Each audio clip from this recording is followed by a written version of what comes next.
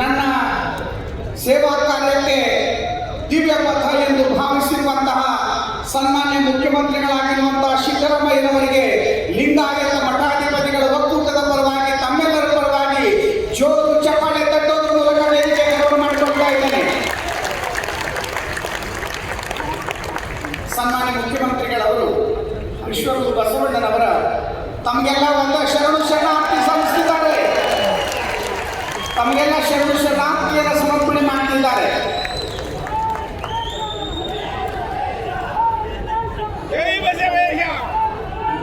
ವಿಶ್ವಗುರು ಬಸವಣ್ಣನವರ ಮಹಾಮೂರ್ತಿಗೆ ಅಕ್ಕಪಕ್ಕ ಇರೋರು ಸ್ಥಳಾವಕಾಶ ಮಾಡಿಕೊಡ್ರಿ. ಬಸವಗುರು ಮಹಾಮೂರ್ತಿಗೆ ಪುಷ್ಪಾರ್ಪಣೆಯನ್ನು ಸಲ್ಲಿಸುತ್ತಿದ್ದಾರೆ. ಅಲ್ಲಿ ನಮ್ಮ ಕಾರ್ಯಕರ್ತರು ಅವಕಾಶ ಮಾಡಿಕೊಡ್ಬೇಕು. ಅಲ್ಲಿ ಓಂ ಶ್ರೀ ಗುರು ಬಸವಲಿಂಗಾಯ ನಮಃ.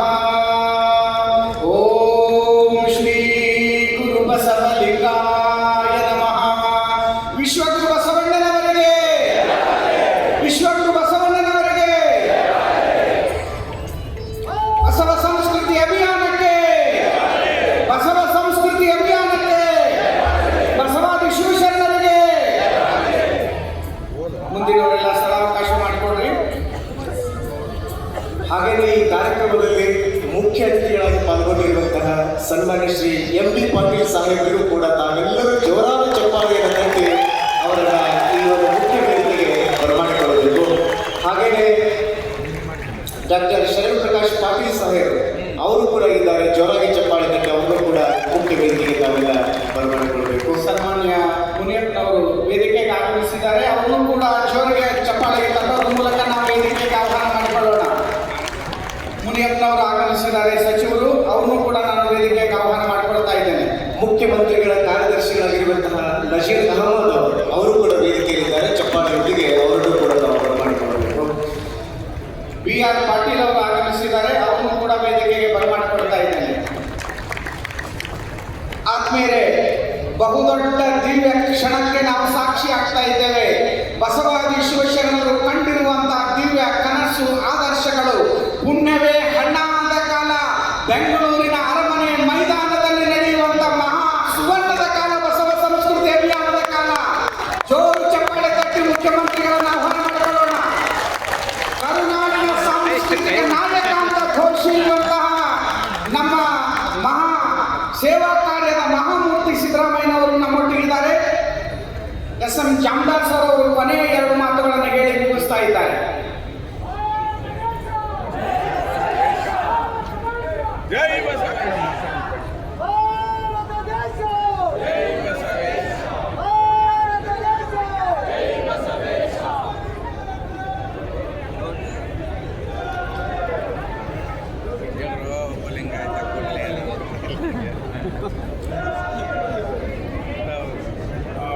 ಸನ್ಮಾನ್ಯ ಮುಖ್ಯಮಂತ್ರಿಗಳಿಗೆ ತಮ್ಮೆಲ್ಲರ ಪರವಾಗಿ ಮತ್ತೊಮ್ಮೆ ಹಾರ್ದಿಕ ಸ್ವಾಗತವನ್ನು ಬಯಸುತ್ತಾ, ಅವರ ಬಗ್ಗೆ ನಾನು ಹೇಳಿರುವಾಗ ಅವರ ಆಗಮನವಾಗಿದ್ದು ನಮ್ಮೆಲ್ಲರಿಗೆ ಬಹಳ ಸಂತೋಷ. ನಾನು ಈಗಾಗಲೇ ಹೇಳಿದ 2 ವಿಷಯಗಳನ್ನು ಅವರ ಟಿವಿಗೆ ಬೀಳ್ರಿ ಅಂತ ನಾನು ಮತ್ತೊಮ್ಮೆ ಒಂದೇ ಸೆಂಟೆನ್ಸ್ನಲ್ಲಿ ರಿಪೀಟ್ ಮಾಡ್ತೇನೆ. ಸನ್ಮಾನ್ಯ ಸಿದ್ದರಾಮಯ್ಯನವರು ಕಳೆದ 7 ವರ್ಷಗಳ ಅವಧಿಯಲ್ಲಿ ಲಿಂಗಾಯತ ಸಮುದಾಯಕ್ಕಾಗಿ ಮಾಡಿದ ಕಾರ್ಯಗಳನ್ನು ನಾವು ನೆನೆಸಿಕೊಳ್ಳಲು ಈ ಶುಭ ಸಂದರ್ಭದಲ್ಲಿ ಆಗ್ತವೆ.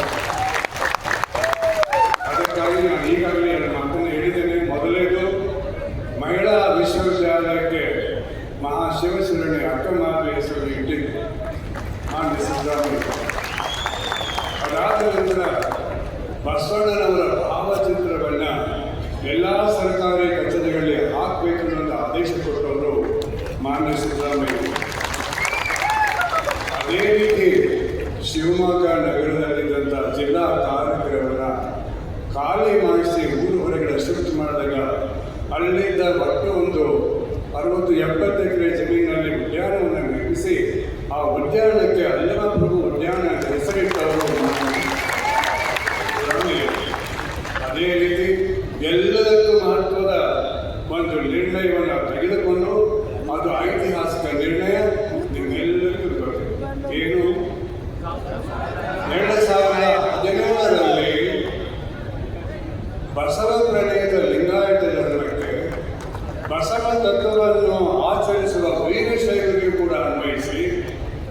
ಅಲ್ಪಸಂಖ್ಯಾತ ಧರ್ಮವೆಂದು ಒಪ್ಪಿಕೊಂಡು ಆದೇಶ ಹೊರಡಿಸಿ ಭಾರತ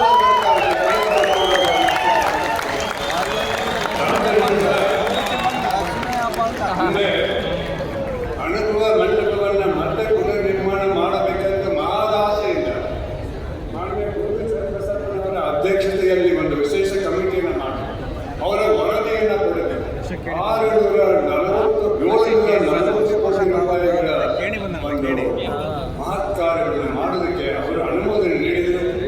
ಅದಾದ ನಂತರ ಸ್ವಲ್ಪ ವಿಳಂಬವಾಗಿ ಕಾರ್ಯಚಾರವಾಗಿ ಮುಕ್ತಾಯ ಬಂದಿದೆ. ಅದು ಮಾಡಿದ್ದು ಸನ್ಮಾನ್ಯ ಮುಖ್ಯಮಂತ್ರಿಗಳಾದ ಸಿದ್ದರಾಮಯ್ಯ. ಇದಕ್ಕಿಂತ ಹೆಚ್ಚಾಗಿ ಮಾಡಿದ 6ನೇ ಕೆಲಸ ಅಂದರೆ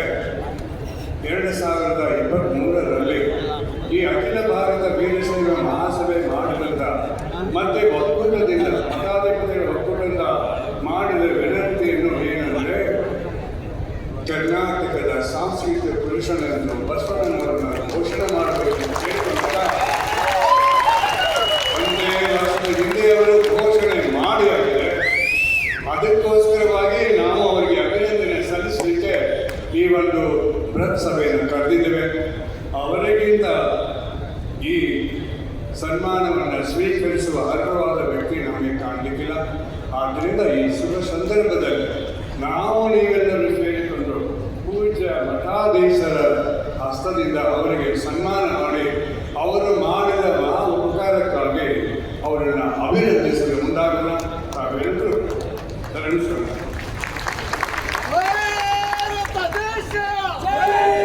ಸನ್ಮಾನ್ಯ ಎಸ್ ಎಂ ಜಾಮದಾರ್ ಸಾಹೇಬರಿಗೆ ಅನಂತ ಶರಣಾರ್ಥಿಗಳು.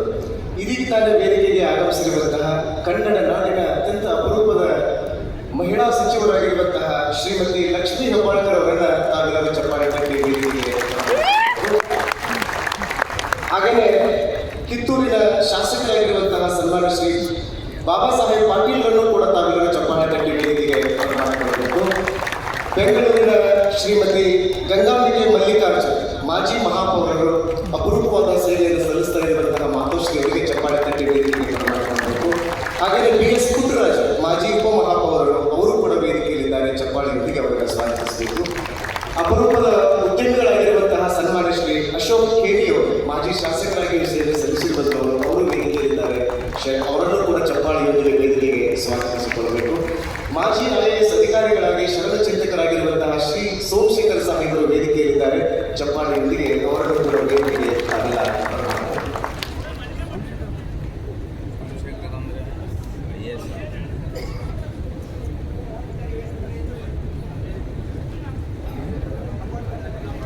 ಇದೀಗ 1 ತಿಂಗಳವರೆಗೆ ಬಸವ ಸಂಸ್ಕೃತಿ ಅಭಿಯಾನವು ಕನ್ನಡ ನಾಡ ತುಂಬೆಲ್ಲ ಹೊಸ ಸಂಚಲನವನ್ನೇ ಉಂಟು ಮಾಡಿರುವಂಥದ್ದು ತಮಗೆಲ್ಲ ಗೊತ್ತಿರುವಂಥ ಒಂದು ಸಂಗತಿ. ಇದೀಗ ಆ ಇಡೀ 1 ತಿಂಗಳ ಎಲ್ಲ ಕಾರ್ಯಕ್ರಮದ ಒಂದು ಇಣುಕು ನೋಟವನ್ನ, ಒಂದು ದೃಶ್ಯ ಕಾವ್ಯವನ್ನ ಸನ್ಮಾನ್ಯ ಶ್ರೀ CM ಸಿದ್ದರಾಮಯ್ಯನವರು ಇದೀಗ ಆ ಒಂದು ಬಟನ್ ಪ್ಲೇ ಮಾಡುವುದರ ಮೂಲಕ ಆ ಒಂದು ದೃಶ್ಯ ಕಾವ್ಯವನ್ನ ನಾವೆಲ್ಲರೂ ನೋಡುವಂತಾಗಬೇಕು ಅನ್ನುವಂಥ ವಿನಂತಿಯನ್ನು ಅವರಿಗೆ ನಾನು ಮಾಡಿಕೊಳ್ತಾ ಇದ್ದೇನೆ.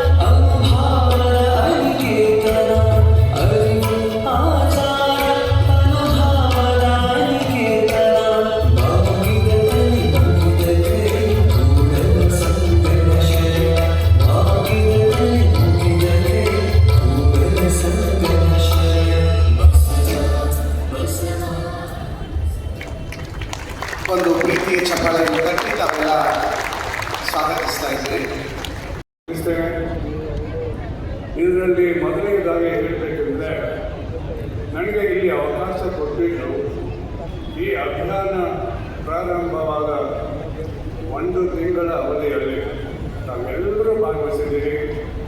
ಅತ್ಯಂತ ವಿಜೃಂಭಣೆಯಿಂದ ಪ್ರತಿಯೊಂದು ಜಿಲ್ಲೆಯಲ್ಲಿ ಅತ್ಯಂತ ಯಶಸ್ವಿಯಾಗಿ ಈ ಅಭಿಯಾನ ನಡೆದಿದೆ. ಅದರ ಬೆನ್ನೆಲುಬುಗಳು ನೀವೆಲ್ಲರೂ. ಅದರ ಜೊತೆಗೆ ನಿಮ್ಮನ್ನೆಲ್ಲ ಸಂಗ್ರಹಿಸಿ ಸಕಾಲಕ್ಕೆ ಮಾಹಿತಿ ಕೊಟ್ಟು ಪ್ರತಿಯೊಂದು ಜಿಲ್ಲೆಯಲ್ಲಿ ನಿಮ್ಮನ್ನು ಸಮಾರಂಭಕ್ಕೆ ಬರುವಂತೆ ಮಾಡುವಲ್ಲಿ 6 ಪ್ರಮುಖ ಲಿಂಗಾಯತ ಸಂಸ್ಥೆಗಳ ಪ್ರತಿನಿಧಿಯಾಗಿ ನಾನು ನಿಂತಿದ್ದೇನೆ ವೈಯಕ್ತಿಕವಾಗಿ. ಮೊದಲನೆಯದು ಜಾಗತಿಕ ಲಿಂಗಾಯತ ಮಹಾಸಭೆ. ಈ ಜಾಗತಿಕ ಲಿಂಗಾಯತ ಮಹಾಸಭೆ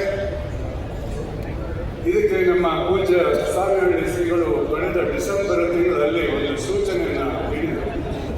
ಈ ರೀತಿಯ ಕಾರ್ಯಕ್ರಮ ಹಮ್ಮಿಕೊಳ್ಳಬೇಕಂತ ಮಾಡಿದ್ದೇವೆ. ಅದಕ್ಕೆ ನಿಮ್ಮ ಅಭಿಪ್ರಾಯ ತಿಳಿಸಿ ನಾವು ಒಪ್ಕೊಂಡಿದ್ದೇವೆ.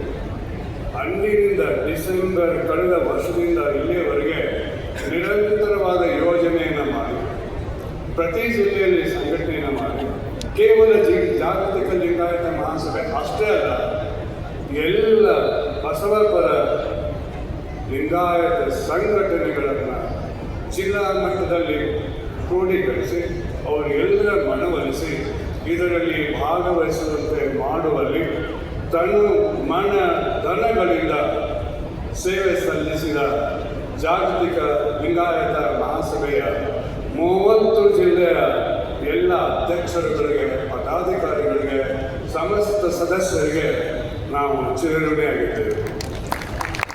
ಅದೇ ರೀತಿ ಅಷ್ಟೇ ದೊಡ್ಡ ಪ್ರಮಾಣದಲ್ಲಿ ಸಹಾಯ ಮಾಡಿ ಗ್ರಾಮಗಳಿಂದ, ತಾಲೂಕುಗಳಿಂದ, ಜಿಲ್ಲೆಗಳಿಂದ ಜನರನ್ನು ಮಾಹಿತಿ ನೀಡಿ ಜನರಿಗೆ ಅವರೆಲ್ಲರೂ ಬರುವಂತೆ ಮಾಡುವಲ್ಲಿ ಅತ್ಯಂತ ಶ್ಲಾಘನೀಯ ಕೆಲಸ ಮಾಡಿದವರು ರಾಷ್ಟ್ರೀಯ ಬಸವ ದಳದವರು. ಅವರಿಗೆ ನಾವು ತುಂಬ ಹೃದಯದ ಕೃತಜ್ಞತೆಯನ್ನು ಈ ಮೂಲಕ ಸಲ್ಲಿಸುತ್ತೇವೆ. ಅದೇ ರೀತಿ 3ನೆಯ ಸಂಘಟನೆ ರಾಜ್ಯದ ಪ್ರತಿ ಜಿಲ್ಲೆಯಲ್ಲಿ ಶಾಖೆಗಳನ್ನು ಹೊಂದಿರತಕ್ಕಂಥ ಶರಣ ಸಾಹಿತ್ಯ ಪರಿಷತ್, ಅದರ ಅಧ್ಯಕ್ಷರು ನಮ್ಮಲ್ಲಿಗೆ ಇದ್ದಾರೆ. ಇವರೆಲ್ಲರೂ ಇಲ್ಲಿ ಭಾಗವಹಿಸಿದ್ದಾರೆ. ಅವರು ಸಾಹಿತ್ಯಿಕ ಕ್ಷೇತ್ರದಲ್ಲಿ ಬಹಳ ದೊಡ್ಡ ಸೇವೆಯನ್ನು ಮಾಡಿದ್ದಾರೆ. ಅವರೆಲ್ಲರೂ ಭಾಗವಹಿಸಿದ್ದಾರೆ. 4ನೇದಾಗಿ ಈ 4ನೇ ಸಂಸ್ಥೆಗಳ ಹೆಸರನ್ನು ನಾನು ಹೇಳಿದರೆ ನಿಮ್ಮಲ್ಲಿ ಅನೇಕ ಜನರಿಗೆ ಕೋಪ ಬರ್ಬೋದು, ಸೋಜಿಗನೂ ಆಗ್ಬೋದು. ಆದರೆ ಸತ್ಯವಾದ ಸಂಗತಿಯನ್ನು ನಿಮ್ಮೆಲ್ಲರಿಗೆ ತಿಳಿಸುವ ಒಂದು ಕಾರ್ಯವನ್ನು ನಾವು ಮಾಡಬೇಕಾಗಿತ್ತಂದರೆ ಈ 4ನೇ ಸಂಸ್ಥೆಯ ಹೆಸರನ್ನು ಹೇಳಲೇಬೇಕು. ಹೇಳ್ತೀನಿ, ದಯವಿಟ್ಟು ಕೇಳ್ಬೋದು. ಅಖಿಲ ಭಾರತ ವೀರಶೈವ ಮಹಾಸಭೆಯ ಅಖಿಲ ಭಾರತ ವೀರಶೈವ ಮಹಾಸಭೆಯ 7 ಜಿಲ್ಲೆಗಳ ಜಿಲ್ಲಾ ಘಟಕಗಳ ಎಲ್ಲ ಪದಾಧಿಕಾರಿಗಳು ತನು ಮನ ಧನದಿಂದ ಈ ಕಾರ್ಯದಲ್ಲಿ ಭಾಗವಹಿಸಿದ್ದಾರೆ. ಅವರ ಕೇಂದ್ರ ಮಟ್ಟದ ನಾಯಕರಿಂದ ಹೋದಂತಹ ನಿರ್ದೇಶನಗಳನ್ನು ನಿರ್ಲಕ್ಷಿಸಿ ಇದರಲ್ಲಿ ಭಾಗವಹಿಸಿದ್ದಾರೆ. ಅವರೆಲ್ಲರಿಗೂ ತುಂಬ ಹೃದಯದ ಕೃತಜ್ಞತೆಯನ್ನು ನಾನು ಸಲ್ಲಿಸ್ತೇನೆ. ಅದೇ ರೀತಿ ಇಡೀ ಪ್ರತಿ ಜಿಲ್ಲೆಯಲ್ಲಿ, ಪ್ರತಿ ತಾಲೂಕಿನಲ್ಲಿ ಬಸವಣ್ಣನವರ ಹೆಸರನ್ನು ಹೇಳಿಕೊಂಡು ಹುಟ್ಟಿದಂಥ ಸಣ್ಣ ಪುಟ್ಟ ನೂರಾರು ಸಂಘಟನೆಗಳಿವೆ. ಅವರು ಎಲ್ಲರೂ ತಮ್ಮ ತಮ್ಮ ಜಿಲ್ಲಾ ಮಟ್ಟದಲ್ಲಿ, ತಾಲೂಕು ಮಟ್ಟದಲ್ಲಿ ಭಾಗವಹಿಸಿದ್ದಾರೆ. ಅವರಿಗೂ ನಾವು ತುಂಬ ಕೃತಜ್ಞರಾಗಿದ್ದೇವೆ. ಇಷ್ಟು ಹೇಳಿ ಈ ಸಂಸ್ಥೆಗಳ ಎಲ್ಲ ಜನರು ಭಾಗವಹಿಸಿ ಎಲ್ಲ ರೀತಿಯಲ್ಲಿ ಸಹಾಯ ಮಾಡಿದ್ದರಿಂದ ಶ್ರೀಗಳು ಹಾಕಿಕೊಂಡಂಥ ಈ ಭವ್ಯ ಕಾರ್ಯಕ್ರಮ ಅವರ ಮಾರ್ಗದರ್ಶನದಲ್ಲಿ ನಿಮ್ಮೆಲ್ಲರ ಕ್ರಿಯಾತ್ಮಕ ಭಾಗವಹಿಸುವಿಕೆಯಿಂದ ಅತ್ಯಂತ ಅದ್ಭುತವಾಗಿ ಯಶಸ್ವಿಯಾಗಿ ಇವತ್ತು ಸಮಾರೋಪ ಕಾಣ್ತದೆ.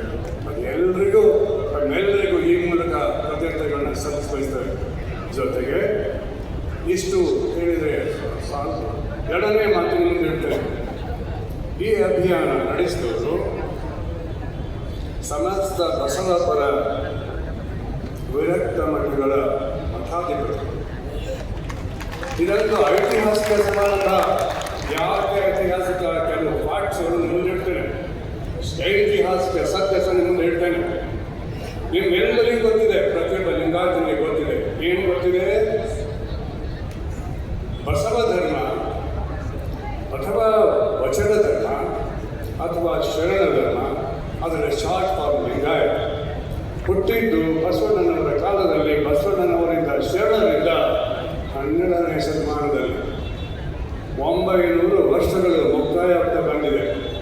ಆದರೆ ಮೊದಲೇ 200 ವರ್ಷ ಈ ಧರ್ಮ ಅಜ್ಞಾತವಾಸವಾಗಿ ಎಲ್ಲಿ ಹೋಯಿತು ಯಾರಿಗೂ ಗೊತ್ತಾಗಲಿಲ್ಲ. 1422ರಿಂದ 1485ರ 65 ವರ್ಷಗಳ ಅವಧಿಯಲ್ಲಿ ವಿಜಯನಗರ ಸಾಮ್ರಾಟರ ಒಂದು ರಾಜಾಶ್ರಯದಲ್ಲಿ, ರಾಜ ಬೆಂಬಲದೊಂದಿಗೆ ಈ ಧರ್ಮ 15ನೇ ಶತಮಾನದಲ್ಲಿ ಮತ್ತೊಮ್ಮೆ ಮೇಲೆ ಬಂತು. ಅದು ಇತಿಹಾಸ. ಮೇಲೆ ಬಂದಾಗ ಕೆಲವು ಸ್ಥಾನ ಪಲ್ಲಟಗಳಾದವು, ಕೆಲವು ದೋಷಗಳು ಕೂಡಿಕೊಂಡವು. ಅದರೆಲ್ಲರ ಫಲವನ್ನು ನಾವು ಇಂದು ಈ ಲಿಂಗಾಯತ ಸಮಾಜ ನೋಡ್ತಾ ಇದ್ದೇವೆ. ಅವು ಎಲ್ಲರನ್ನ ಸರಿಪಡಿಸಿ ಲಿಂಗಾಯತ ಸಮಾಜವನ್ನು ಸರಿದಾರಿಗೆ ತರಬೇಕಾದ ಭವ್ಯವಾದ, ಅತ್ಯಂತ ದೊಡ್ಡದಾದ ಮಹತ್ವದ ಜವಾಬ್ದಾರಿ ಎಲ್ಲ ನಮ್ಮ ಪೂಜ್ಯರ ಹೆಗಲ ಮೇಲೆ. ಇದನ್ನು ಹೇಳುವಾಗ ಇನ್ನೆರಡು ಮಾತನ್ನು ಹೇಳಬೇಕು. ನಿಮಗೆ ಸೋಜಿಗಣಿಸುವಾಗ ಸತ್ಯ, ಇದು ಐತಿಹಾಸಿಕ ಸತ್ಯ. ಯಾವುದು? ಈ ಧರ್ಮ ಹುಟ್ಟಿದ ಮೊದಲ 500 ವರ್ಷಗಳ ಅವಧಿಯಲ್ಲಿ ಲಿಂಗಾಯತ ಸಮುದಾಯದಲ್ಲಿ ಯಾವುದೇ ಮಠ ಇರಲಿಲ್ಲ. ಈ ಎಲ್ಲ ಮಠಗಳು ಹುಟ್ಟಿಕೊಂಡಿದ್ದು ಕಳೆದ 400-450 ವರ್ಷಗಳವರೆಗೆ. ಮೊದಲು ಕಾಲಾವತಿ ಅಂತ ಮಠಗಳು ಇದ್ದರು. ಅವರು ಲಿಂಗಾಯತರಲ್ಲ, ವೀರಶೈವರಲ್ಲ, ವೀರಶೈವ ಲಿಂಗಾಯತರಲ್ಲ. ಅವು ಒಂದು ವಿಚಿತ್ರ ರೀತಿಯ ಶೈವ ಸಂಪ್ರದಾಯದ ಒಂದು ಮಠಗಳು ಇದ್ದವು. ಬಸವಣ್ಣನವರ ಕಾಲದ ನಂತರ 14ನೇ ಶತಮಾನದ ನಂತರ ಆ ಕಾಲಾವತಿ ಮಠಗಳ ಹೆಸರೇ ಇಲ್ಲ. ಬಸವಣ್ಣನವರ ಧರ್ಮದಲ್ಲಿ ಲೀನವಾಗಿ ಹೋಗಿವೆ. ಕೆಲವು ಮಠಾಧೀಶರು ಈಗಲೂ ಹೇಳ್ತಿದ್ದಾರೆ ನಾವು ಕಾಲಾವತಿಗಳು. ಹೌದು, ಆದರೆ ಕಾಲಾವತಿಯ ಆಚರಣೆಗಳನ್ನು ಮಾಡಬೇಕಂದ್ರೆ ಮುಂದುವರಿಸಿ ಮುಖಕ್ಕೆ ಮಸಿ ಬಡಿಸಿಕೊಳ್ಳಿ. ಯಾಕಂದರೆ ಕಾಲಾವತಿ ಅಂದರೆ ಮುಖಕ್ಕೆ ಮಸಿ ಹಾಕಿಕೊಂಡು ಕರೆ ಮುಖದವನು ಅಂತ ಅದನ್ನು ಮುಂದುವರಿಸಿದ್ರೆ ನೀವು ಕಾಲಾವತಿ ಮಠ ಅಂತ ಹೇಳ್ಕೊಳ್ಳಿ. ಇಲ್ಲ ಅಂದರೆ ಲಿಂಗಾಯತ ಮಠ ಅಂತ ಹೇಳಿ ಆ ಸ್ವಾಮಿಗಳ ಮಾತನ್ನು ಕೇಳ್ಕೊಂಡು ಇದಾದ ಮೇಲೆ ಮಠಗಳು ಹುಟ್ಟಿದವು. ಎಷ್ಟು ಸಂಖ್ಯೆಯಲ್ಲಿ ಹುಟ್ಟಿದವು ಅಂದರೆ ನಮಗೆ ಈಗ ಸಕ್ರಿಯವಾದಂಥ ಮಠಗಳ ಸಂಖ್ಯೆ ಸುಮಾರು 1000 ದಾಟುತ್ತದೆ. ಇಷ್ಟು ದೊಡ್ಡ ಪ್ರಮಾಣದ ಮಠಗಳು ಈ ದೇಶದ ಯಾವುದೇ ಸಮುದಾಯದಲ್ಲಿ ಇರಲಿಕ್ಕೆ ಸಾಧ್ಯ ಅನ್ನುವಂಥ ಪರಿಸ್ಥಿತಿ ಲಿಂಗಾಯತಗಳಿದೆ.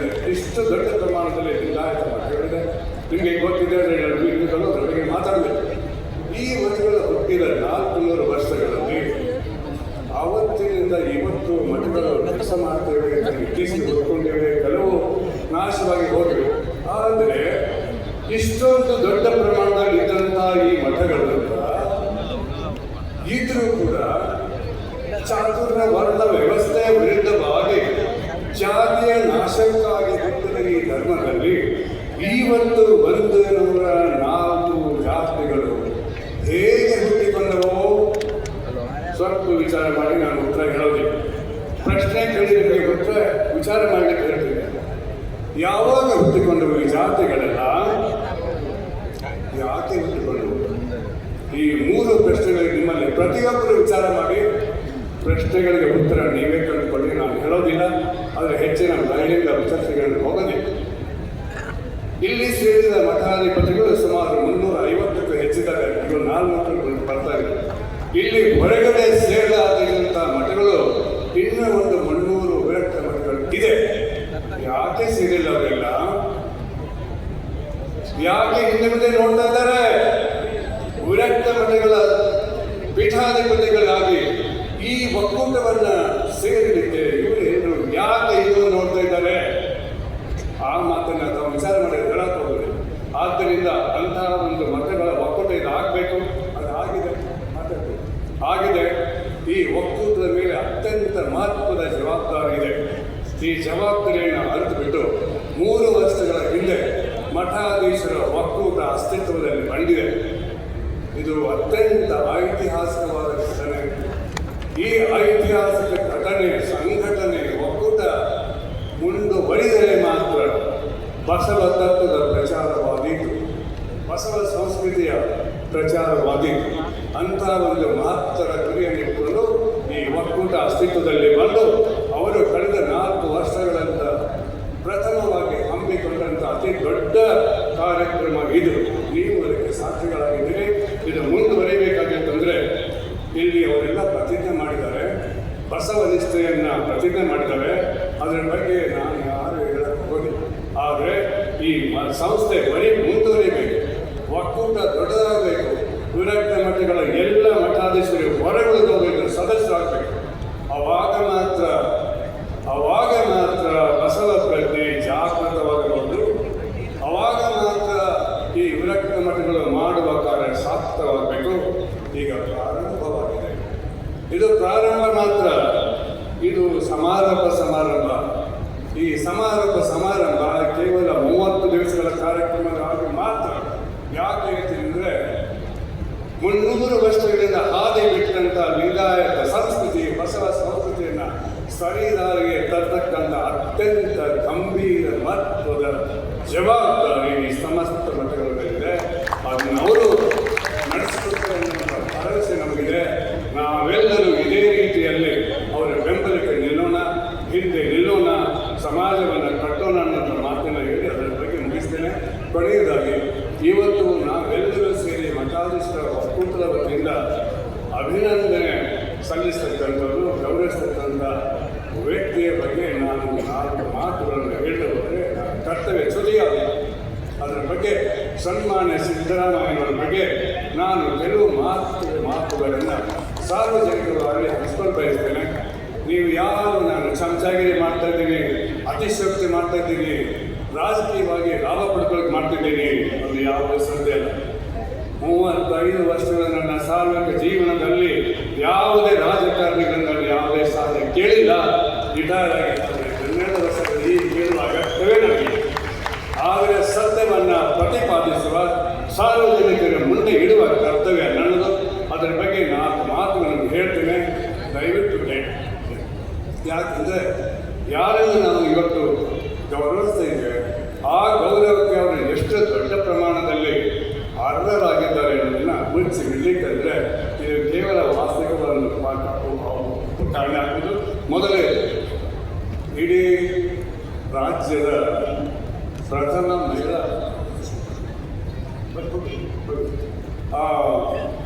ಮಹಿಳಾ ವಿಶ್ವವಿದ್ಯಾಲಯ ಬಿಜಾಪುರದಲ್ಲಿ 2003ರಲ್ಲಿ ಪ್ರಾರಂಭ ಆಯಿತು. ಅದರ ವಿಶೇಷಾಧಿಕಾರಿಯಾಗಿ ಫಸ್ಟ್ ವೈಟಿಂಗ್ ವಾಯ್ಸ್ನಲ್ಲಿ ಕೆಲಸ ಮಾಡಿದವನು ನಾನು. ಆದರೆ ಅವಧಿಯಲ್ಲಿ ಅಕ್ಕಮಹಾದೇವಿ ಮೇಳ ಆಗಬೇಕಾಗಿತ್ತು, ಆಗಲಿ 12 ವರ್ಷ ಹಾಗೆ ಬಿಟ್ಟು ಅದು ಸಿದ್ದರಾಮಯ್ಯನವರ ಬರುವಾಗೆ ಕಾಯ್ತು. ಸಿದ್ದರಾಮಯ್ಯವರು ಮುಖ್ಯಮಂತ್ರಿಗಳಾಗಿ ಬಂದರು. ಮಹಿಳಾ ವಿಶ್ವವಿದ್ಯಾಲಯಕ್ಕೆ ಅಕ್ಕಮಹಾದೇವಿ ಮಹಿಳಾ ವಿಶ್ವವಿದ್ಯಾಲಯ ಹೆಸರು ಇಟ್ಟರು. ಅವರು ಮಾಡಿದ ಮನೆಗಳು. ಎರಡನೇದು ಬಸವಣ್ಣನವರ ಭಾವಚಿತ್ರವನ್ನು ಎಲ್ಲ ಕಚೇರಿಗಳಲ್ಲಿ ಹಾಕಬೇಕು ಅನ್ನೋಂಥ ಆದೇಶವನ್ನು ಅವರು ಕೊಟ್ಟರು. ಆದರೆ ಅನೇಕ ವಿರಕ್ತ ಮಠಗಳಲ್ಲಿಯೇ ಈಗ ಬಸವಣ್ಣನ ಭಾವಚಿತ್ರ ಇಲ್ಲದೇ ಇರುವಾಗ ಸರ್ಕಾರದ ಎಲ್ಲ ಕಚೇರಿಗಳಲ್ಲಿ ಭಾವಚಿತ್ರ ಹಾಕುವ ಆದೇಶ ಕೊಟ್ಟಿದ್ದು. ಮಾನ್ಯ ಮುಖ್ಯಮಂತ್ರಿಗಳು ಬರ್ತಾ ಇದ್ದಾರೆ. 1-2 ನಿಮಿಷ ನಾನು ಮುಂದುವರಿಸ್ತೇನೆ.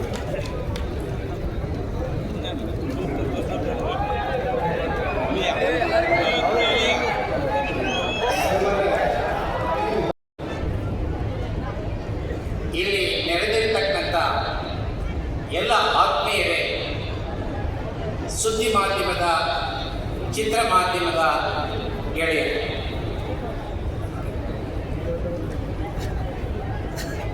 ಈ ಹಿಂದೆ ಸಾಣೇಹಳ್ಳಿ ಸ್ವಾಮೀಜಿಯವರ ನೇತೃತ್ವದಲ್ಲಿ ಮತ್ತೆ ಕಲ್ಯಾಣದಂತ ಅಭಿಯಾನದಲ್ಲಿ ನಾನು ಭಾಗವಹಿಸಿದೆ. 2ನೇ ಸುತ್ತಿನ ಅಭಿಯಾನದಲ್ಲೂ ನಾನು ಭಾಗವಹಿಸಿದೆ. ಇವತ್ತು ಬಸವ ಸಂಸ್ಕೃತಿ ಅಭಿಯಾನದಲ್ಲೂ ಭಾಗವಹಿಸಕ್ಕೆ ಅವಕಾಶ ಮಾಡಿಕೊಟ್ಟಿರ್ತಕ್ಕಂಥ ಪೂಜ್ಯರಿಗೆ ಹಾಗೂ ತಮ್ಮೆಲ್ಲರಿಗೂ ನಾನು ಆಭಾರಿಯಾಗಿದ್ದೇನೆ. ನನ್ನ ಕೃತಜ್ಞತೆಗಳನ್ನು ಸಲ್ಲಿಸ್ತಾ ಇದ್ದೇನೆ.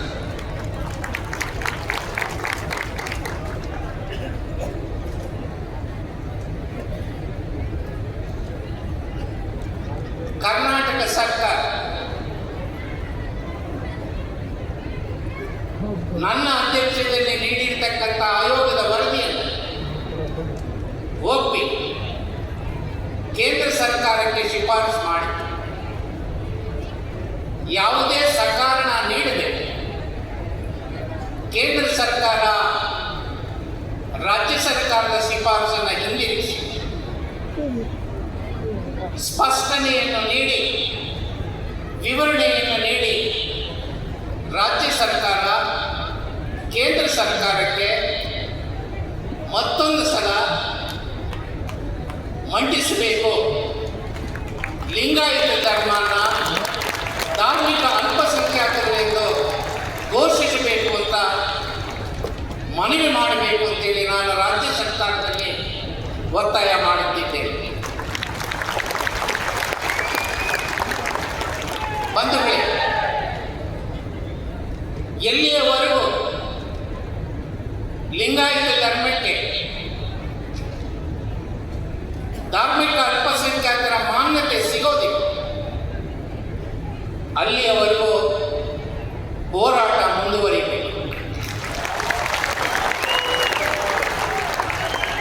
ಈ ಹೋರಾಟದಲ್ಲಿ ನಮ್ಮ ಶತ್ರುಗಳ್ಯಾರು, ನಮ್ಮ ಮಿತ್ರಗಳ್ಯಾರು ಅಂತ ನಾವು ಗುರುತಿಸೋದಕ್ಕೆ ಸಾಧ್ಯ ಆಗಬೇಕು. ನಮ್ಮ ಶತ್ರುಗಳನ್ನ ನಮ್ಮ ಭುಜದ ಮೇಲೆ ಇಟ್ಕೊಂಡು ಕುಣಿಯುತ್ತಾ ಹೋರಾಟ ಮಾಡಿದ್ರೆ ಅದು ಯಶಸ್ಸು ಕಾಣಿಸೋದಿಲ್ಲ. ಶತ್ರುಗಳನ್ನ ಈ ಹೋರಾಟದ ಹೊರಗಡೆ ಇಟ್ಟು ಸಮಾನ ಮನಸ್ಕರನ್ನ ಜೊತೆಯಲ್ಲಿ ಇಟ್ಟುಕೊಂಡು ಒಂದು ಸೈದ್ಧಾಂತಿಕ ಹೋರಾಟ ಮುನ್ನಡೆಯಬೇಕಾಗಿದೆ. ಆ ಹೋರಾಟಕ್ಕೆ ನನ್ನ ಅಭಿಪ್ರಾಯದಲ್ಲಿ ಖಂಡಿತವಾಗಿಯೂ ಜಯ ಸಿಗುತ್ತೆ. ಇವತ್ತೆಲ್ಲ ಆತ್ಮೀಯರೇ, ಕರ್ನಾಟಕ ಸರ್ಕಾರ ಬಸವಣ್ಣನವರನ್ನ ಸಾಂಸ್ಕೃತಿಕ ನಾಯಕನನ್ನಾಗಿ ಘೋಷಣೆ ಮಾಡಿರ್ತಕ್ಕಂಥದ್ದು ಹೆಮ್ಮೆ ಮತ್ತು ಸಂತೋಷದ ವಿಚಾರ ನನಗೆ. ಹಾಗಾಗಿ ಸರ್ಕಾರ ಅಭಿನಂದನೆಗೆ ಅರ್ಹರು ಅಂತ ನಾನು ಅಭಿಪ್ರಾಯ ಪಡುತ್ತೇನೆ. ಆದರೆ ಇಷ್ಟು ಸಾಕ ಇಲ್ಲ. ಆದ್ಮೇಲೆ ನಾಡಿಗೆ ಬಸವ ತತ್ವ ಸಂದೇಶ ಸಾರಬೇಕಾಗಿದೆ. ಸರ್ಕಾರದ ಶಾಸಕಾಂಗ, ಕಾರ್ಯಾಂಗ ಮತ್ತು ನ್ಯಾಯಾಂಗದ ಪ್ರತಿಬಿಂಬಿಸುವ ಚಟುವಟಿಕೆಗಳಲ್ಲಿ ಬಸವ ತತ್ವ ಪ್ರತಿಬಿಂಬಿಸಿದರೆ ಮಾತ್ರ ಬಸವಣ್ಣನವರನ್ನ ಸಾಂಸ್ಕೃತಿಕ ನಾಯಕನನ್ನಾಗಿ ಘೋಷಣೆ ಮಾಡಿದ್ದಕ್ಕೆ ಸಾರ್ಥಕತೆ ಸಿಗೋದು. ಅಂದ್ರೆ ನಮಗೆ ಜವಾಬ್ದಾರಿ ಇಲ್ವಾ? ಬಸವ ಧರ್ಮ ಬೇರೆ, ಬಸವ ತತ್ವ ಬೇರೆ. ಬಸವ ಧರ್ಮನ ಯಾರಿಗೆ ಇಷ್ಟ ಇದೆಯೋ ಅವರ ಅನುಸರಿಸಿ. ಆದರೆ ಬಸವ ತತ್ವ ಕರ್ನಾಟಕ ರಾಜ್ಯದ ಜನತೆಗೆ ಮಾತ್ರ ಅಲ್ಲ, ಭಾರತ ದೇಶದ ಜನತೆಗೆ ಮಾತ್ರ ಅಲ್ಲ, ಜಗತ್ತಿನ ಎಲ್ಲ ಮಾನವರಿಗೆ, ಪ್ರಾಣಿಗಳಿಗೆ, ಜೀವರಾಶಿಗಳಿಗೆ ಅಗತ್ಯವಾಗಬೇಕಾಗಿರ್ತಕ್ಕಂಥ ತತ್ವ ಅದು ಬಸವ ತತ್ವ.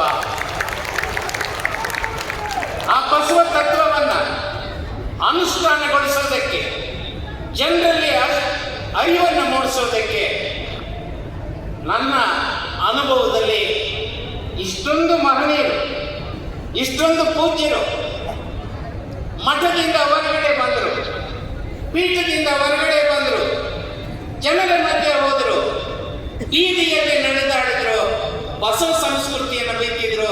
ಇದು ನಿರಂತರವಾಗಿ ನಡೀಬೇಕು. ಆ ದಿಕ್ಕಿನಲ್ಲಿ ಪೂಜ್ಯರು ಮಾಡಿರ್ತಕ್ಕಂಥ ಒಂದು ತಿಂಗಳ ಅಭಿಯಾನ ಏನಿದೆ ಅದಕ್ಕೆ ನಾನು ಶರಣು ಶರಣು ಶರಣು. ಸಾಣೆ ಸ್ವಾಮೀಜಿಯವರು ಈ ಕಾರ್ಯಕ್ರಮದಲ್ಲಿ ನಾನು ಕಾಯಕ ಸಂಸ್ಕೃತಿ ಬಗ್ಗೆ ಮಾತಾಡಬೇಕು ಅಂತ ಸೂಚನೆ ನೀಡಿದ್ದ. ನನಗೆ ನೀಡಿರ್ತಕ್ಕಂಥ ಸಮಯದ ಇತಿಮಿತಿನಲ್ಲಿ ನನ್ನ 4 ಮಾತುಗಳನ್ನು ಈ ಒಂದು ವಿಚಾರಕ್ಕೆ ಸಂಬಂಧಪಟ್ಟಂತೆ ಹಂಚಿಕೊಳ್ಳುವ ಒಂದು ಪ್ರಯತ್ನ ಮಾಡಿದೆ.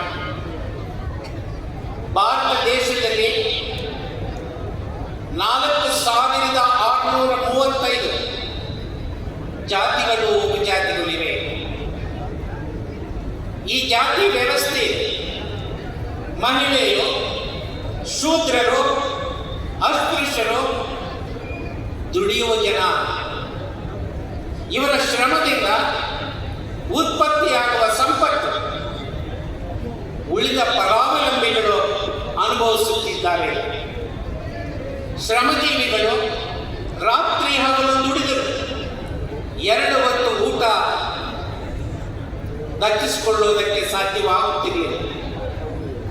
ಈ ಶ್ರಮಜೀವಿಗಳನ್ನು ಶಿಕ್ಷಣದಿಂದ, ಆಡಳಿತದಿಂದ, ಆಸ್ತಿಯ ಹಕ್ಕಿನಿಂದ ಆಯುಧಗಳನ್ನು ಹೊಂದದಂತೆ ವಂಚಿಸಿತು.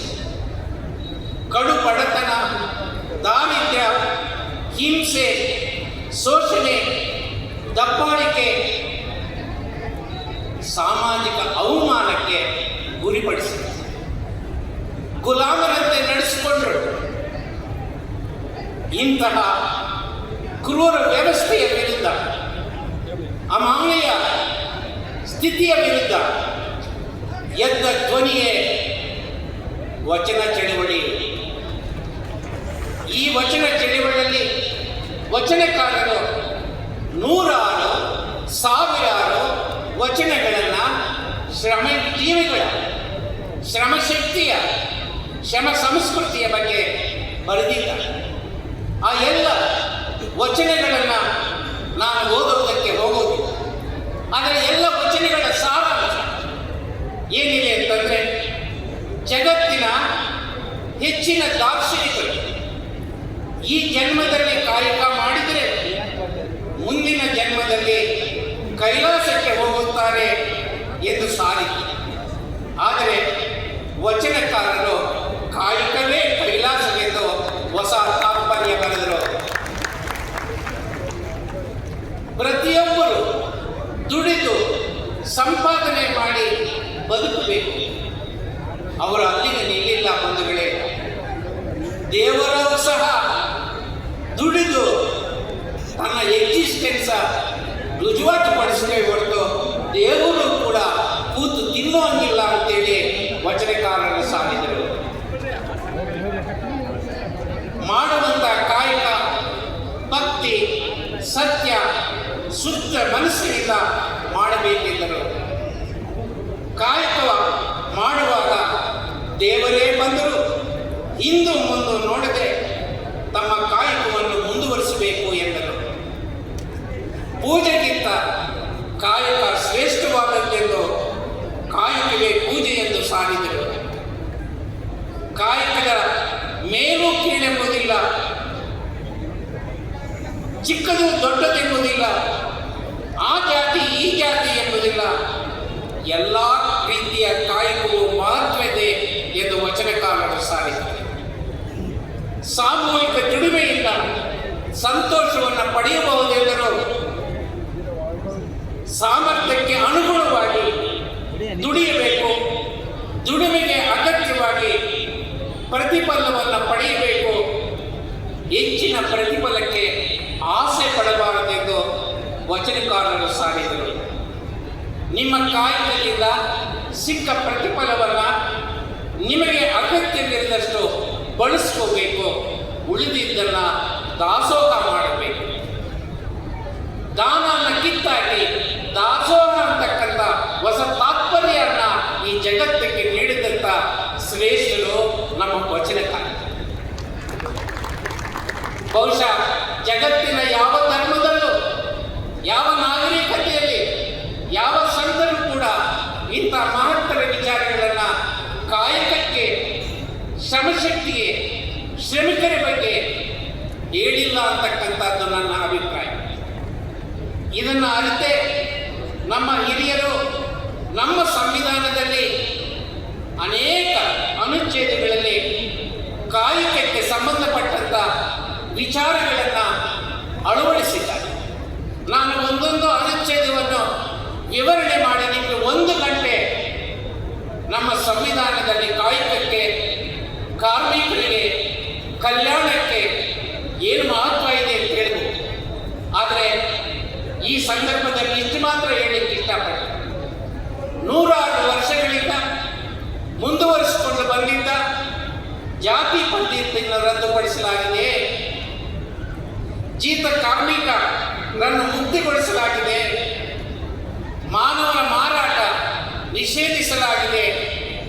ಜಾತಿಗೊಂದು ಕಸುಬು ಮತ್ತು ಅದು ವಂಶ ಪಾರಂಪರ್ಯವಾಗಿದ್ದನ್ನು ರದ್ದುಪಡಿಸಿ ಯಾವುದೇ ಜಾತಿಯ ವ್ಯಕ್ತಿ ಯಾವುದೇ ವೃತ್ತಿಯನ್ನು ಮಾಡುವ ಸ್ವಾತಂತ್ರ್ಯವನ್ನು ನೀಡಲಾಗಿದೆ.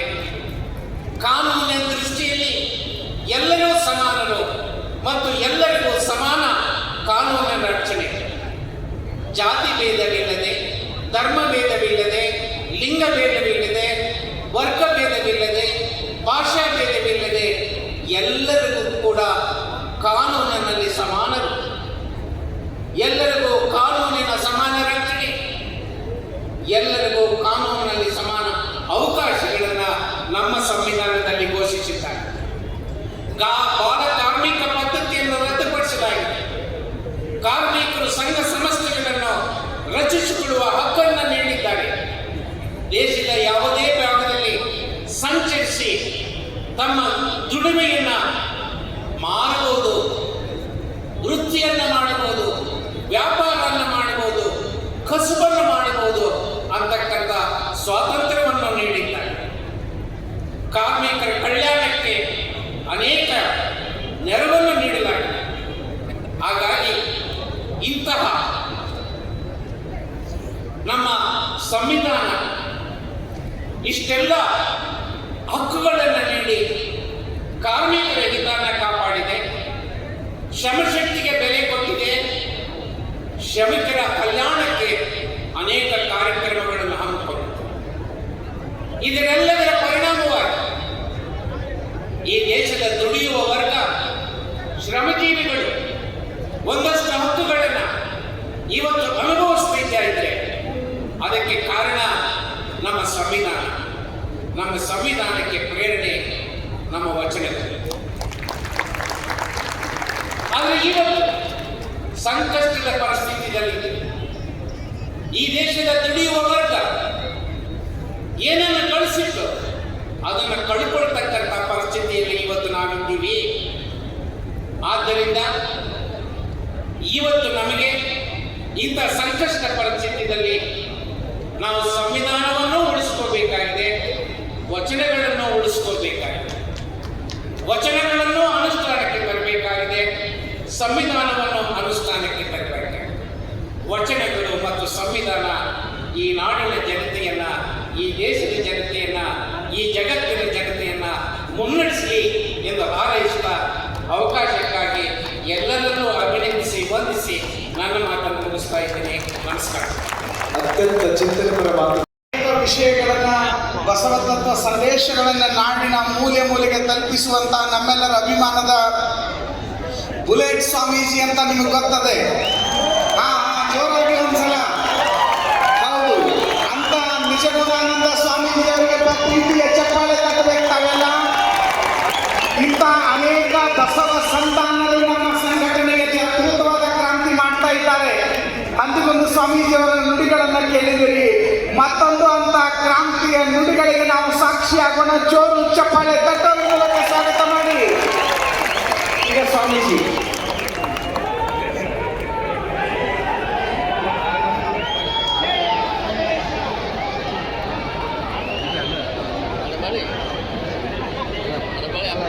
ಓಂ ಶ್ರೀ ಗುರು ಬಸವಲಿಂಗಾಯ ನಮಃ. ನಮ್ಮ ಮುಂದೆ ಕುಳಿತಿರ್ತಕ್ಕಂಥ ಎಲ್ಲ ಬಸವ ಭಕ್ತರಿಗೆ, ಈ ನಾಡಿನಲ್ಲಿ ತನು ಮನ ಭಾವದಿಂದ ಈ ಬಸವ ಭಕ್ತಿಯನ್ನು ತುಂಬಿಸಿರ್ತಕ್ಕಂಥ ಪರಮ ಪೂಜ್ಯ ಲಿಂಗಾನಂದ ಮಹಾಸ್ವಾಮೀಜಿ ಪೂಜ್ಯ ಮಾತೆ ಮಹಾದೇವಿ ತಾಯಿಯವರ ಹೃದಯ ಕ್ರಮದಲ್ಲಿ ಭಕ್ತಿ ಶರಣಾರ್ಥಿಗಳನ್ನು ಸಲ್ಲಿಸಿ ನೆರೆದಿರ್ತಕ್ಕಂಥ ಎಲ್ಲರಿಗೂ ಭಕ್ತಿಯ ಶರಣಾರ್ಥಿಗಳು. ಒಂದ್ಸಲ ಜಯಘೋಷ ಮಾಡಿದ್ರೆ ನಾನು ಮಾತನಾಡ್ತಾನೆ. ಎರಡು ಕೈಗಳನ್ನೇ. ಲಿಂಗಾಯತ ಧರ್ಮಕ್ಕೆ, ಲಿಂಗಾಯತ ಧರ್ಮಕ್ಕೆ, ಧರ್ಮಗುರು ಬಸವಣ್ಣನವರಿಗೆ, ಬಸವ ಸಂಸ್ಕೃತಿ ಅಭಿಯಾನಕ್ಕೆ, ಲಿಂಗಾಯತ ಮಠಾಧಿಪತಿಗಳ ಒಕ್ಕೂಟಕ್ಕೆ,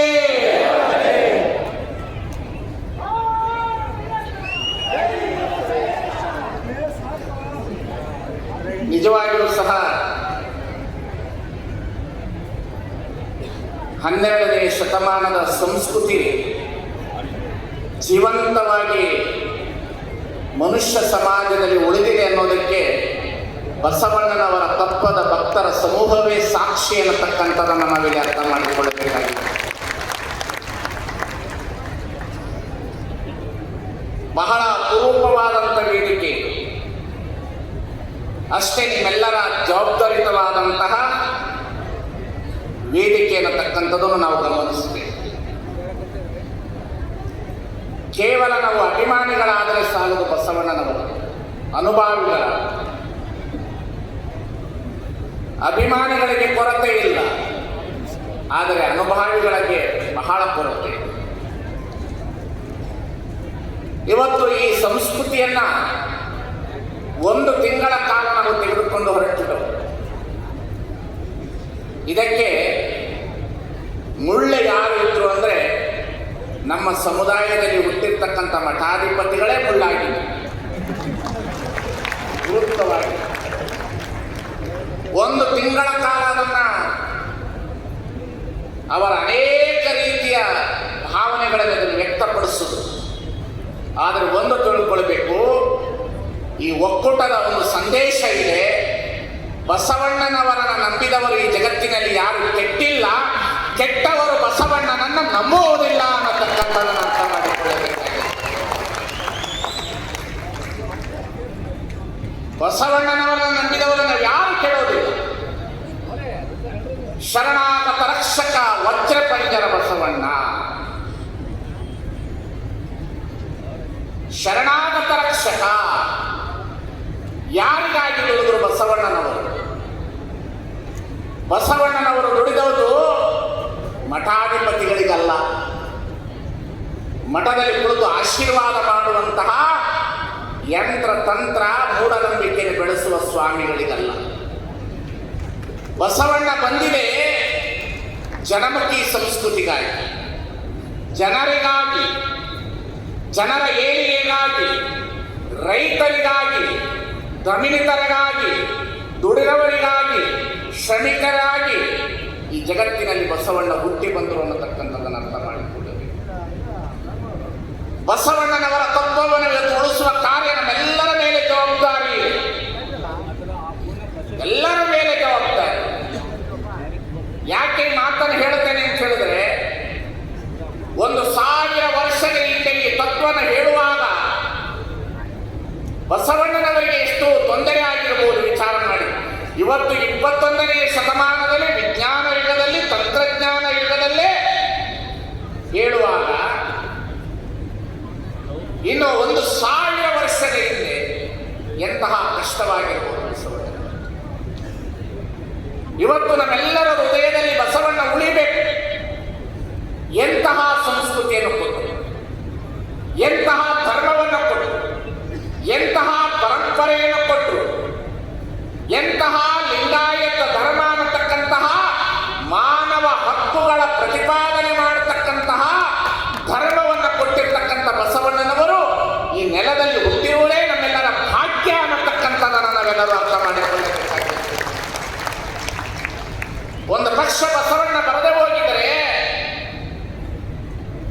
ಶ್ರಮಿಕ ವರ್ಗದವರ ಪರಿಸ್ಥಿತಿ ಏನಿರ್ತಿ, ದಲಿತ ವರ್ಗದವರ ಪರಿಸ್ಥಿತಿ ಏನಿರ್ತಿತ್ತು ಇವತ್ತು ಮಾತನಾಡಿ. ಒಂದು ಬಸವಣ್ಣ, ಇನ್ನೊಂದು ಅಂಬೇಡ್ಕರ್. ಒಂದು ಬಸವಣ್ಣ, ಇನ್ನೊಂದು ಅಂಬೇಡ್ಕರ್. ಧಾರ್ಮಿಕದ ವ್ಯವಸ್ಥೆಯಲ್ಲಿ ಮಾನವ ಸಂಸ್ಕೃತಿಯ ಘನತೆಗೆ, ಅಸ್ಮಿತೆಗೆ ಗೌರವವನ್ನು ಕೊಟ್ಟವರು ಬಸವಣ್ಣ. ಆ ಅಸ್ಮಿತೆಗೆ ಗೌರವವನ್ನು ಕೊಡಬೇಕಾಗಿರ್ತಕ್ಕಂಥದನ್ನ ಪುನಃ 21ನೇ ಶತಮಾನದಲ್ಲಿ ಅಂಬೇಡ್ಕರ್ ಅವರು ನಮಗೆ ಸಮಾನತೆಯ ಧರ್ಮವನ್ನು, ಸಂವಿಧಾನವನ್ನು ತಂದು ಅಂತ ಹೇಳಿ ಇವತ್ತು ಬಸವಣ್ಣನವರ ತತ್ವವನ್ನು ಹೆಚ್ಚಿನ ರೀತಿಯಲ್ಲಿ ಬೆಳೆಯಲಿಕ್ಕೆ ಸಾಧ್ಯ ಆಯಿತು ಅನ್ನತಕ್ಕಂಥದನ್ನು ಅರ್ಥ ಮಾಡಿಕೊಳ್ಳಬೇಕು. ಬಹಳ ಜನರಿಗೆ ಬಸವಣ್ಣ ಅಂದ್ರೆ ಅಲರ್ಜಿ, ಬಹಳ ಜನರಿಗೆ ಆಗುವುದಿಲ್ಲ. ಕೇವಲ ಕರಿಬೇವು ಸೊಪ್ಪು ಮಾಡಿಕೊಳ್ತಾರೆ ಬಸವಣ್ಣನವರನ್ನು. ಆಶೀರ್ವಚನದ ಸಂದರ್ಭದಲ್ಲಿ ಕರಿಬೇವು ಸೊಪ್ಪು ಮಾಡಿಕೊಳ್ತಾರೆ. ಆದರೆ ಬಸವಣ್ಣ ಹಾಗಾಗಬಾರದು. ಬಸವಣ್ಣ ಸಂಪೂರ್ಣವಾದ ಪ್ರಸಾದವಾಗಬೇಕು. ಬಸವಣ್ಣ ನಮಗೆ ಸಂಪೂರ್ಣವಾದ ಪ್ರಸಾದವಾಗಬೇಕು. ಬಸವಣ್ಣನವರ ತತ್ವ ಸಂಪೂರ್ಣವಾದ ಪ್ರಸಾದವಾಗಬೇಕು.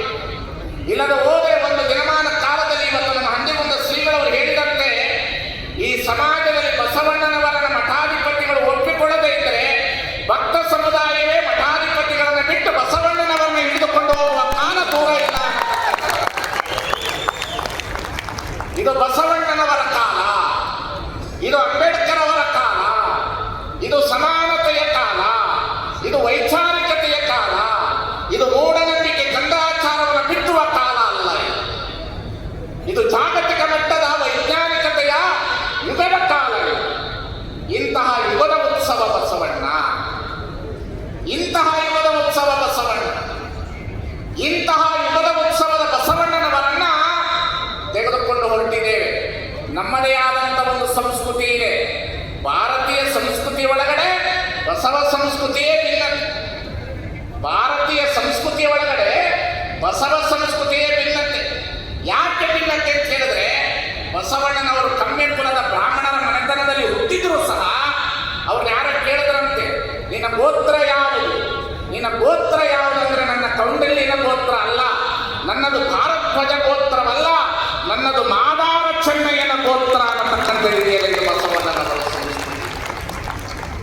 ಇದು ಬಸವಣ್ಣನವರ ಸಂಸ್ಕೃತಿ. ಇದು ಹೆಣ್ಣನ ಮಾಯೆ ಅಂತ ಕರೆದಾಗ ಹೆಣ್ಣು ಮಕ್ಕಳ ಸ್ವಾತಂತ್ರ್ಯತೆಯ ಮಹಾಮನೆ ಹೆಬ್ಬಾಗಿಲನ್ನು ತೆರೆದಂತಹ ಸಂಸ್ಕೃತಿ ಅದು ಬಸವ ಸಂಸ್ಕೃತಿ. ಅದು ಯಾರಿಗೆ ಧರ್ಮ ಇರಲಿಲ್ಲ, ಯಾರಿಗೆ ದೇವರಿರಲಿಲ್ಲ, ಯಾರನ್ನ ಗುಡಿ ಒಳಗಡೆ ಬಿಟ್ಕೊಳ್ತಿರ್ಲಿಲ್ಲ, ಅಂತಹ ಸಂದರ್ಭದಲ್ಲಿ ದೇಹವೇ ದೇವಾಲಯ ಅಂತ ಹೇಳಿರ್ತಕ್ಕಂಥ ಸಂಸ್ಕೃತಿ ಇದು ಬಸವ ಸಂಸ್ಕೃತಿ. ಬಹಳ ಚೆನ್ನಾಗಿ ಉಳಿಸ್ಕೊಳ್ಬೇಕಿದು ನಾವು.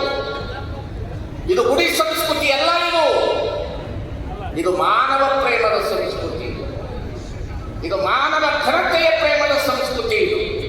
ಇಂತಹ ಸಂಸ್ಕೃತಿಯನ್ನ ಬೆಳೆಸಿರ್ತಕ್ಕಂಥವರು ಬಸವಣ್ಣನವರು. ಇವತ್ತು ನಾವು ಈ ಸಂಸ್ಕೃತಿಯನ್ನು ಉಳಿಸಬೇಕು, ಬೆಳೆಸಬೇಕು. ಇದಕ್ಕೆ ಲಿಂಗಾಯತ ಮಠಾಧಿಪತಿಗಳ ಒಕ್ಕೂಟದ ಶ್ರಮ ಬಹಳ ದೊಡ್ಡದಿದೆ. ನಿಜವಾಗಿಯೂ ಸಹ ನಾವು ಈ ಲಿಂಗಾಯತ ಮಠಾಧಿಪತಿಗಳ ಒಕ್ಕೂಟಕ್ಕೆ ನೀವು ಜೋರಾದ ಚಪ್ಪಾಳೆಯನ್ನು ತಟ್ಟುವುದರೊಂದಿಗೆ ಈ ಮಠಾಧಿಪತಿಗಳ ಒಕ್ಕೂಟವನ್ನು ಗಟ್ಟಿಗೊಳಿಸಬೇಕು, ಇದನ್ನು ಬೆಳೆಸಬೇಕು, ಇದನ್ನು ಉಳಿಸಬೇಕು, ಇದನ್ನು ಒಳ್ಳೆಯ ರೀತಿಯಲ್ಲಿ ನಾವು ತೆಗೆದುಕೊಂಡು ಹೋಗಬೇಕನ್ನತಕ್ಕಂಥದ್ದು ನಮ್ಮೆಲ್ಲರ ಕರ್ತವ್ಯ ಇದೆ. ಈ ದಿಶೆಯಲ್ಲಿ ನಾವೆಲ್ಲರೂ ಜವಾಬ್ದಾರಿತರಾಗಬೇಕು, ಲಿಂಗ ಕಟ್ಟಬೇಕು, ರುದ್ರಾಕ್ಷಿಗಳನ್ನು ಹಾಕಬೇಕು. ಜಗದ್ಗುರುಗಳವರು ಅವರು ನಮಗೆಲ್ಲರಿಗೂ ಸಂಕಲ್ಪ ಮಾಡುವ ಒಂದು ಮಾತನ್ನು ಹೇಳಿದರು, ಏಕದೇವ ಉಪಾಸಕರಾಗಬೇಕು ಅನ್ನತಕ್ಕಂಥದ್ದು. ಈ ಏಕದೇವ ಉಪಾಸನೆ ವ್ಯವಸ್ಥೆ ಈ ಸಮಾಜದಲ್ಲಿ ಬರಬೇಕು. ಆವಾಗ ಮಾತ್ರ ನಾವು ಉಳಿಯುತ್ತೇವೆ.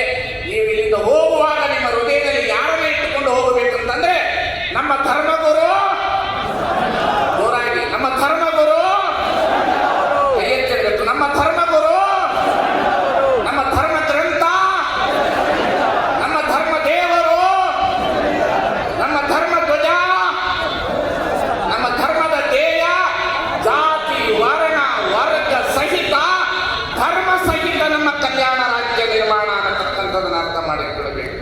ಇದೇ ನಮ್ಮ ಧರ್ಮದ ಧ್ಯೇಯ. ಇಂತಹ ಧ್ಯೇಯ ಇಟ್ಟುಕೊಂಡು ಹೋಗೋಣ ಅನ್ನತಕ್ಕಂಥ ಮಾತನ್ನು ಹೇಳ್ತಾ, ನಮಗೊಂದು ಬಹಳ ದೊಡ್ಡ ಸಂತೋಷ. ನಮ್ಮ ಲಿಂಗಾಯತ ಮಠಾಧಿಪತಿಗಳ ಒಕ್ಕೂಟಕ್ಕೆ ಒಂದು ಬಲ ಏನು ಅಂತ ಹೇಳಿದ್ರೆ, ಎಲ್ಲ ಉಪಪಂಗಡದ ಮಠಾಧೀಶರು ಈ ವೇದಿಕೆಯಲ್ಲಿ ಕುಳಿತು ಬಸವಣ್ಣನವರ ಆತ್ಮಸಾಕ್ಷಿಗೆ ಬಲವನ್ನು ತುಂಬಿದ್ದಾರೆ. ಅದಕ್ಕಾಗಿ ಎಲ್ಲ ಒಳ ಪಂಗಡದ ಮಠಾಧಿಪತಿಗಳಿಗೆ ಜೋರಾದ ಕಪ್ಪಾಳೆಯನ್ನು ತಟ್ಟುವುದರೊಂದಿಗೆ ನಮ್ಮೆಲ್ಲರಿಗೂ ದೀರ್ಘದಂಡದ ಶರಣ ಶರಣಾರ್ಥಿಗಳನ್ನು ಸಲ್ಲಿಸುವುದರೊಂದಿಗೆ ಎಲ್ಲರಿಗಿಂತ ಸಾಕ್ಷೀಭೂತವಾಗಿ ನಮ್ಮ ಸಿದ್ಧಗಂಗದ ಶ್ರೀಗಳವರು ಆಗಮಿಸಿ ಸನ್ನಿಧಾನವನ್ನು ವಹಿಸಿ ನಮಗೆ ಸಂದೇಶ ನೀಡುತ್ತಿರ್ತಕ್ಕಂಥದ್ದು ನಮಗೆಲ್ಲರಿಗೂ ಸಂತೋಷವಾಗಿದೆ. ಅವರ ಹೃದಯದಲ್ಲಿ ಬಸವಣ್ಣ, ಅವರ ನಡೆಯಲ್ಲಿ ಬಸವಣ್ಣ, ಅವರ ಹೃದಯದಲ್ಲಿ ಬಸವಣ್ಣ ಅನ್ನತಕ್ಕಂಥ ಮಾತಿನೊಂದಿಗೆ ತಮ್ಮೆಲ್ಲರಿಗೆ ಮತ್ತೊಮ್ಮೆ ಭಕ್ತಿಯ ಶರಣಾರ್ಥಿಗಳನ್ನು ಸಲ್ಲಿಸಿ, ಮಾಧ್ಯಮದವರಿಗೆ ತಮ್ಮೆಲ್ಲರಿಗೆ ಮತ್ತೊಮ್ಮೆ ಶರಣಾರ್ಥಿಗಳನ್ನು ಸಲ್ಲಿಸಿ ನನ್ನ ಮಾತಿಗೆ ವಿರಾಮ ಇಡ್ತೇನೆ. ಅನೇಕ ಜನ ಮಾತನಾಡವರಿದ್ದಾರೆ, ಅದಕ್ಕಾಗಿ ನನ್ನ ಮಾತನ್ನ ಇಲ್ಲಿಗೆ ಮುಗಿಸ್ತಾ ಇದ್ದೇನೆ. ಭಾರತ ದೇಶ ಒಬ್ಬ ಲಿಂಗಾಯತ,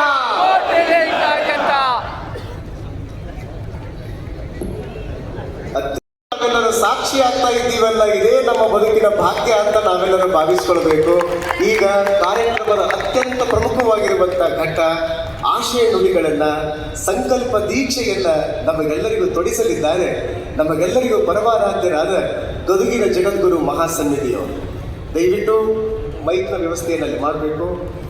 ಈ ಕಾರ್ಯಕ್ರಮದ ಬಸವ ಸಂಸ್ಕೃತಿ ಅಭಿಯಾನದ ಮಹಾಪೋಷಕರಾಗಿ ನಮ್ಮನ್ನೆಲ್ಲ ಮುನ್ನಡೆಸ್ತಾ ಇರುವಂತಹ ಗದುಗಿನ ಜಗದ್ಗುರು ಮಹಾಸನ್ನಿಧಿಯವರು ಇದೀಗ ಆಶಯ ನುಡಿಗಳನ್ನಾಡಿ ನಮಗೆಲ್ಲ ಸಂಕಲ್ಪ ದೀಕ್ಷೆಯನ್ನು ತೊಡಿಸಲಿದ್ದಾರೆ.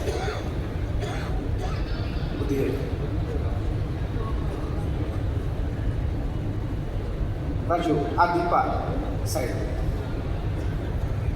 ಇಲ್ಲಿ ತಮಗೆಲ್ಲ ಒಂದು ವಿಶೇಷವಾಗಿರುವಂಥ ಪೂಜ್ಯರು ಎಲ್ಲ ಮಹಾಸ್ವಾಮೀಜಿಯವರ ಮಠಾಧಿಪತಿಗಳ ಸಂದೇಶದ ಮೂಲಕ ಸಂಕಲ್ಪ ದೀಕ್ಷೆಯನ್ನು ಬೋಧಿಸ್ತಾರೆ. ತಾವೆಲ್ಲ ಎದ್ದು ನಿಂತ್ಕೋಬೇಕು, ಕೈ ಮುಂದೆ ಮಾಡಬೇಕು.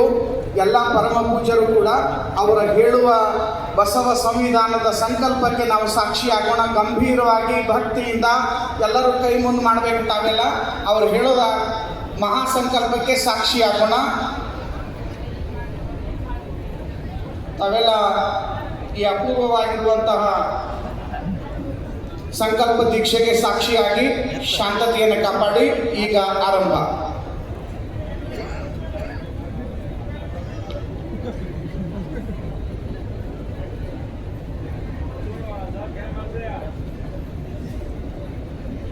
ಓಂ ಶ್ರೀ ಗುರು ಬಸವಲಿಂಗಾಯ ನಮಃ. ಓಂ ಶ್ರೀ ಗುರು ಬಸವಲಿಂಗಾಯ ನಮಃ. ಧರ್ಮಗುರು ಬಸವಣ್ಣನವರ ಅನುಯಾಯಿಗಳಾದ ನಾವು ವಚನ ಸಾಹಿತ್ಯ ಹಾಗೂ ಭಾರತದ ಸಂವಿಧಾನಕ್ಕೆ ಕಟಿಬದ್ಧರಾಗಿ ನಮ್ಮ ಬದುಕನ್ನು ಸಾಗಿಸುತ್ತೇವೆ. ಜಾತಿ ಮತ ಪಂಥ ಮತ್ತು ಲಿಂಗಭೇದ ಮಾಡದೆ ಸರ್ವರನ್ನು ಸಮಾನವಾಗಿ ಕಾಣುತ್ತೇವೆ. ಬಸವಾದಿ ಶರಣರ ಕಾಯಕ ದಾಸೋಹ ತತ್ವಗಳನ್ನು ಸಮಾಜದಲ್ಲಿ ಅನುಷ್ಠಾನಗೊಳಿಸುವ ಮೂಲಕ ಸಮೃದ್ಧ ಹಾಗೂ ಸಂತೃಪ್ತ ಭಾರತದ ನಿರ್ಮಾಣಕ್ಕೆ ಶ್ರಮಿಸುತ್ತೇವೆ. ಲಿಂಗಾಯತರೆಲ್ಲರೂ ಇಷ್ಟಲಿಂಗಧಾರಿಗಳಾಗಿ ಏಕದೇವ ನಿಷ್ಠೆಯುಳ್ಳವರಾಗುತ್ತೇವೆ. ಸ್ವಧರ್ಮ ನಿಷ್ಠೆ ಪರಧರ್ಮ ಸಹಿಷ್ಣುತೆಯನ್ನು ಬೆಳೆಸಿಕೊಳ್ಳುತ್ತೇವೆ. ಭಾರತೀಯರಾದ ನಾವೆಲ್ಲರೂ ಶಾಂತಿ ಸಹನೆ ತ್ಯಾಗ ಪ್ರೇಮ ಹಾಗೂ ಭ್ರಾತೃತ್ವ ಭಾವದಿಂದ ಬದುಕುತ್ತಾ ದೇಶಭಕ್ತಿ ದೇಶಪ್ರೇಮ ಹೊಂದಿ ಭಾರತದ ಸಮಗ್ರತೆ ಹಾಗೂ ಐಕ್ಯತೆಗೆ ಸದಾ ಶ್ರಮಿಸುತ್ತೇವೆ ಎಂದು ಈ ಮೂಲಕ ಪ್ರಮಾಣ ಮಾಡುತ್ತೇವೆ. ಶರಣು ಶರಣಾರ್ಥಿಗಳು.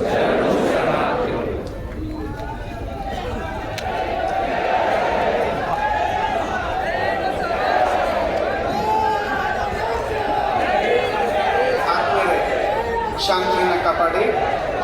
ಪರಮ ಪೂಜ್ಯರಲ್ಲಿ ಮಾತಾಜಿಯವರಲ್ಲಿ ಗೌರವಾನ್ವಿತ ಗಣ್ಯಮಾನ್ಯರಲ್ಲಿ ಅನಂತ ಶರಣು ಶರಣಾರ್ಥಿಗಳನ್ನು ಸಲ್ಲಿಸಿ ಈ ಕಾರ್ಯಕ್ರಮಕ್ಕೆ ಅತ್ಯಂತ ಅಭಿಮಾನದಿಂದ ಆಸಕ್ತಿಯಿಂದ ಶ್ರದ್ಧೆಯಿಂದ ಆಗಮಿಸಿರುವಂಥ ಸಮಸ್ತ ಶರಣ ಬಂಧುಗಳೇ, ತಮಗೆಲ್ಲರಿಗೂ ಶರಣು ಶರಣಾರ್ಥಿಗಳು.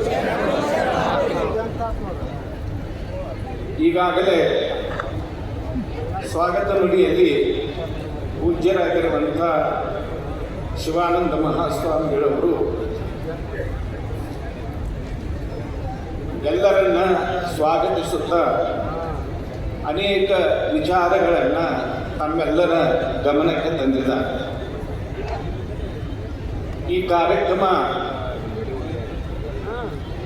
ನಾವು ಹಮ್ಮಿಕೊಂಡಿರುವುದರ ಉದ್ದೇಶ ಬಹಳ ಸ್ಪಷ್ಟವಿದೆ. ಕರ್ನಾಟಕ ಸರ್ಕಾರದ ಸನ್ಮಾನ್ಯ ಮುಖ್ಯಮಂತ್ರಿಗಳಾಗಿರುವಂಥ ಶ್ರೀ ಸಿದ್ದರಾಮಯ್ಯ ಅವರು ವಿಶ್ವಗುರು ಬಸವಣ್ಣನವರು ಕರ್ನಾಟಕದ ಸಾಂಸ್ಕೃತಿಕ ನಾಯಕ ಎಂದು ಕಳೆದ ವರ್ಷ ಘೋಷಿಸಿದ ಹಿನ್ನೆಲೆಯಲ್ಲಿ ಆ ಘೋಷಣೆಯ ವರ್ಷಾಚರಣೆ ಅಂಗವಾಗಿ ಕರ್ನಾಟಕ ರಾಜ್ಯಾದ್ಯಂತ ಬಸವ ಸಂಸ್ಕೃತಿ ಅಭಿಯಾನ ಎಂಬ ವಿನೂತನ ಕಾರ್ಯಕ್ರಮವನ್ನು ಹಮ್ಮಿಕೊಂಡು ಇಂದು ಅದನ್ನು ಸಮಾರೋಪಗೊಳಿಸುತ್ತಿದ್ದೇವೆ. 12ನೇ ಶತಮಾನದ ಮಹಾಮಾನವತಾವಾದಿ ಬಸವಣ್ಣನವರು ಈ ವಿಶ್ವ ಕಂಡ ಶ್ರೇಷ್ಠ ದಾರ್ಶನಿಕರು, ಹಾಗೆಯೇ ಮಹಾನ್ ಸಮಾಜ ಸುಧಾರಕರು. ಜಾತಿ, ಮತ, ಪಂಥ, ಲಿಂಗಭೇದವನ್ನು ತೊಡೆದುಹಾಕಿ ಸರ್ವ ಸಮಾನತೆಯನ್ನು ಆ ಕಾಲದಲ್ಲಿ ಸಾಕಾರಗೊಳಿಸಿದವರು. ಜಾಗತಿಕ ಇತಿಹಾಸವನ್ನು ಅವಲೋಕಿಸಿದಾಗ ಶೂದ್ರರೆಂದು ಪರಿಗಣಿಸಲ್ಪಟ್ಟಿದ್ದ ಹೆಣ್ಣು ಮಕ್ಕಳಿಗೆ ಧಾರ್ಮಿಕ ಸ್ವಾತಂತ್ರ್ಯವನ್ನು ಕಲ್ಪಿಸಿಕೊಟ್ಟವರಲ್ಲಿ ಬಸವಣ್ಣನವರೇ ಮೊದಲಿಗರು. ಪ್ರಭುತ್ವದ ಕಾಲದಲ್ಲಿ ಪ್ರಜಾಸತ್ತಾತ್ಮಕ ಮೌಲ್ಯಗಳನ್ನು ಪ್ರತಿಪಾದಿಸಿ ಅನುಷ್ಠಾನಗೊಳಿಸಿದವರು ಮತ್ತು ಸಾಮಾಜಿಕ ನ್ಯಾಯವನ್ನು ಎತ್ತಿ ಹಿಡಿದವರಲ್ಲಿಯೂ ಕೂಡ ಬಸವಣ್ಣನವರೇ ಮೊದಲಿಗರು. ಅರ್ಥನ್ ಮೈಕ್ಸ್ ಎಂಬ ಬ್ರಿಟಿಷ್ ವ್ಯಕ್ತಿ ಬಸವಣ್ಣನವರನ್ನು ಕುರಿತು ಭಾರತದ ಪ್ರಪ್ರಥಮ ಸ್ವತಂತ್ರ ವಿಚಾರವಾದಿ ಬಸವಣ್ಣನವರು ಎಂದು ಹೇಳಿರುವುದು ಬಸವಣ್ಣನವರ ವ್ಯಕ್ತಿತ್ವಕ್ಕೆ ಕನ್ನಡಿ ಹಿಡಿದಂತಿದೆ. ಬಸವಣ್ಣನವರ ನಡೆ ಪರುಷ, ಬಸವಣ್ಣನವರ ನುಡಿ ಪರುಷ, ಬಸವಣ್ಣನವರ ಮನ ಪರುಷ, ಬಸವಣ್ಣನವರ ಭಾವ ಪರುಷ, ಬಸವಣ್ಣನವರ ನೋಟ ಪರುಷ, ಬಸವಣ್ಣನವರ ಹಸ್ತ ಪರುಷ ಎಂದು ಹೇಳಿದ ಶರಣ ಮಡಿವಾಳ ಮಾಚುತಂತ್ರಿಗಳು ಬಸವಣ್ಣನವರ ಸಮಗ್ರ ವ್ಯಕ್ತಿತ್ವವೇ ಪರುಷ ಸದೃಶವಾಗಿತ್ತು ಎನ್ನುತ್ತಾರೆ. ಅವರ ಸಂಪರ್ಕಕ್ಕೆ ಬಂದವರೆಲ್ಲರೂ ಅರಿವಿನ ಮೂರ್ತಿಗಳಾಗಿ ಶರಣರಾಗಿ ಪರಿವರ್ತನೆ ಬಂದಿರುವುದೇ ಇದಕ್ಕೆ ಸಾಕ್ಷಿ. ಬಸವಣ್ಣನವರು ಸಮಾಜೋಧಾರ್ಮಿಕ ಚಳುವಳಿ ಮೂಲಕ ಕಲ್ಯಾಣ ರಾಜ್ಯ ನಿರ್ಮಿಸಲು ಅವಿರತ ಶ್ರಮಿಸಿದವರು. ಆನು ಒಲೆದಂತೆ ಹಾಡುವೆ ಕೂಡಲ ಸಂಗಮದೇವ ನಿಮಗೆ ಕೇಳಿಲ್ಲವಾಗಿ ಎನ್ನುವ ಅವರು ವ್ಯಕ್ತಿ ಸ್ವಾತಂತ್ರ್ಯವನ್ನು ಪ್ರತಿಪಾದಿಸುತ್ತಾ ಎಲ್ಲರಲ್ಲಿ ಇರಬೇಕಾದ ಸಾಮಾಜಿಕ ಹೊಣೆಗಾರಿಕೆ ಬಗ್ಗೆ ಅರಿವನ್ನು ಮೂಡಿಸಿದವರು. ಒಂದು ಸಮೂಹ ಅಥವಾ ಸಮಾಜದ ನಾಯಕರೆನಿಸಿಕೊಳ್ಳುವವರಲ್ಲಿ ಇರಬೇಕಾದ ಮೂಲಭೂತ ಗುಣಗಳೆಂದರೆ ನಯ, ವಿನಯ, ಶಿಸ್ತು, ಸೌಜನ್ಯ ಹಾಗೂ ಆತ್ಮವಿಮರ್ಶೆ. ಎನಗಿಂತ ಕಿರಿಯರಿಲ್ಲ, ಶೋಭಂತರಿಗಿಂತ ಹಿರಿಯರಿಲ್ಲ ಎನ್ನುವ ಬಸವಣ್ಣನವರ ಹಾಗೆ ಆತ್ಮವಿಮರ್ಶೆಯ ಮೂಲಕ ನಾಯಕತ್ವ ಗುಣವನ್ನು ಬೆಳೆಸಿಕೊಂಡ ಇನ್ನೊಬ್ಬ ವ್ಯಕ್ತಿ ಜಾಗತಿಕ ಇತಿಹಾಸದಲ್ಲಿ ದೊರೆಯಲಾರನೆಂಬುದು ಅನೇಕ ಸಾಮಾಜಿಕ ವಿಮರ್ಶಕರ ಹಾಗೂ ರಾಜಕೀಯ ವಿಶ್ಲೇಷಕರ ಹೇಳಿಕೆಯಾಗಿದೆ. ತಮ್ಮ ನಿರ್ಮಲ ವ್ಯಕ್ತಿತ್ವದಿಂದ ಎಲ್ಲ ಕಾಲವನ್ನು ಪ್ರಭಾವಿಸುವ ಮೂಲಕ ಯುಗ ಪುರುಷರೆನಿಸಿಕೊಂಡ ಬಸವಣ್ಣನವರು ಜಾಗತಿಕ ಸಂಸ್ಕೃತಿಗೆ ಅತ್ಯಮೂಲ್ಯ ಕೊಡುಗೆಯನ್ನು ನೀಡಿದವರು ಅಷ್ಟೇ ಅಲ್ಲ, ಜಾಗತಿಕ ಸಂಸ್ಕೃತಿಯ ಘನತೆಯನ್ನು ಹೆಚ್ಚಿಸಿದವರು. ಅಂದು ವ್ಯವಸ್ಥೆಯ ಭಾಷೆಯಾಗಿದ್ದ ಸಂಸ್ಕೃತವನ್ನು ಕೈಬಿಟ್ಟು ನಮ್ಮ ಅಭಿವ್ಯಕ್ತಿಗೆ ಕನ್ನಡ ಭಾಷೆಯನ್ನು ಬಳಸಿ ಭಾಷೆಯ ಮಟ್ಟದಲ್ಲಿ ಕ್ರಾಂತಿ ಮಾಡಿದವರು. ಕನ್ನಡ ಸಾಹಿತ್ಯ ಸರಸ್ವತಿಯ ಕಿರೀಟದ ರತ್ನಗಳಂತಿರುವ ಕನ್ನಡ ಸಾಹಿತ್ಯದ ಅಮರ ಕೃತಿಗಳೆನಿಸಿದ ವಚನಗಳ ಮೂಲಕ ಕನ್ನಡ ಸಾಹಿತ್ಯಕ್ಕೆ ಜಾಗತಿಕ ಮಟ್ಟದ ಗೌರವವನ್ನು ತಂದುಕೊಟ್ಟ ಬಸವಣ್ಣನವರನ್ನು ಮಾನ್ಯ ಮುಖ್ಯಮಂತ್ರಿಗಳಾಗಿರುವ ಸಿದ್ದರಾಮಯ್ಯ ಅವರು ಕರ್ನಾಟಕದ ಸಾಂಸ್ಕೃತಿಕ ನಾಯಕ ಎಂದು ಘೋಷಿಸಿರುವುದು ಸಮಯೋಚಿತವಾದುದಷ್ಟೇ ಅಲ್ಲ, ಅಭಿನಂದನೆಯ ಕಾರ್ಯವೂ ಆಗಿದೆ. ಈ ಕಾರಣಕ್ಕಾಗಿ ಮಾನ್ಯ ಮುಖ್ಯಮಂತ್ರಿಗಳನ್ನು ಸಮಸ್ತ ಕನ್ನಡಿಗರ ಪರವಾಗಿ ಮತ್ತೆ ಮತ್ತೆ ಅಭಿನಂದಿಸ ಬಯಸುತ್ತೇವೆ. ಮಾನವೀಯತೆಗೆ ಸವಾಲಾಗಿದ್ದ ಇಂದಿಗೂ ಸಾಮಾಜಿಕ ಅನಿಷ್ಟವಾಗಿ ಕಾಡುತ್ತಿರುವ ಅಸ್ಪೃಶ್ಯತೆಯನ್ನು ತೊಡೆದುಹಾಕಲು ಬಸವಣ್ಣನವರಷ್ಟು ಶ್ರಮಿಸಿದವರು ಇನ್ನೊಬ್ಬರಿರಲಾರರು. ಪತಿತೋದ್ಧಾರಕ್ಕಾಗಿಯೇ ಅವರು ಕ್ರಾಂತಿಯನ್ನು ಮಾಡಿದವರು ಮತ್ತು ಅದಕ್ಕಾಗಿ ಅವರು ಆತ್ಮಾರ್ಪಣೆ ಮಾಡಿಕೊಂಡರು. ಕುಲಗೋತ್ರಗಳ ಹಂಗು ಹರಿದರು.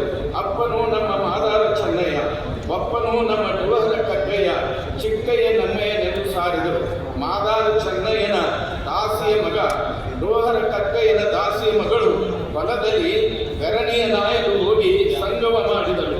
ಇವರಿಗೆ ಹುಟ್ಟಿದ ಮಗನಾನೆಂದು ಹೇಳುವ ಮೂಲಕ ಅಸ್ಪೃಶ್ಯರೆನಿಸಿಕೊಂಡವರ ಕೀಳರಿಮೆಯನ್ನು ಪಡೆದು ಅವರನ್ನು ವಿಶ್ವಾಸಕ್ಕೆ ತೆಗೆದುಕೊಂಡರು. ಪತಿತರಿಗೆ ಆತ್ಮೋದ್ಧಾರದ ಪಾವನ ಮಾರ್ಗವನ್ನು ತೋರಿಸುವ ಮೂಲಕ ಅವರನ್ನು ಶಿವಶರಣರನ್ನಾಗಿಸಿದ ಹಿರಿಮೆ ಬಸವಣ್ಣನವರು. ಕ್ರಿಸ್ತಶಕ 1924ರಲ್ಲಿ ಬೆಳಗಾವಿ ಮಹಾನಗರದಲ್ಲಿ ಜರುಗಿದ ಅಖಿಲ ಭಾರತ ಕಾಂಗ್ರೆಸ್ ಅಧಿವೇಶನದ ಅಧ್ಯಕ್ಷತೆಯನ್ನು ವಹಿಸಿದ್ದ ಮಹಾತ್ಮ ಗಾಂಧೀಜಿಯವರಿಗೆ ರಾಷ್ಟ್ರಧರ್ಮ ದ್ರಷ್ಟಾರನೆನಿಸಿದ ಹರ್ಲೇಕರ್ ಮಂಜಪ್ಪನವರು ಹಿಂದಿ ಭಾಷೆಯಲ್ಲಿ ಬರೆದ ಬಸವ ಚರಿತ್ರೆಯನ್ನು ಕೊಡುಗೆಯಾಗಿ ನೀಡಿದ್ದರು.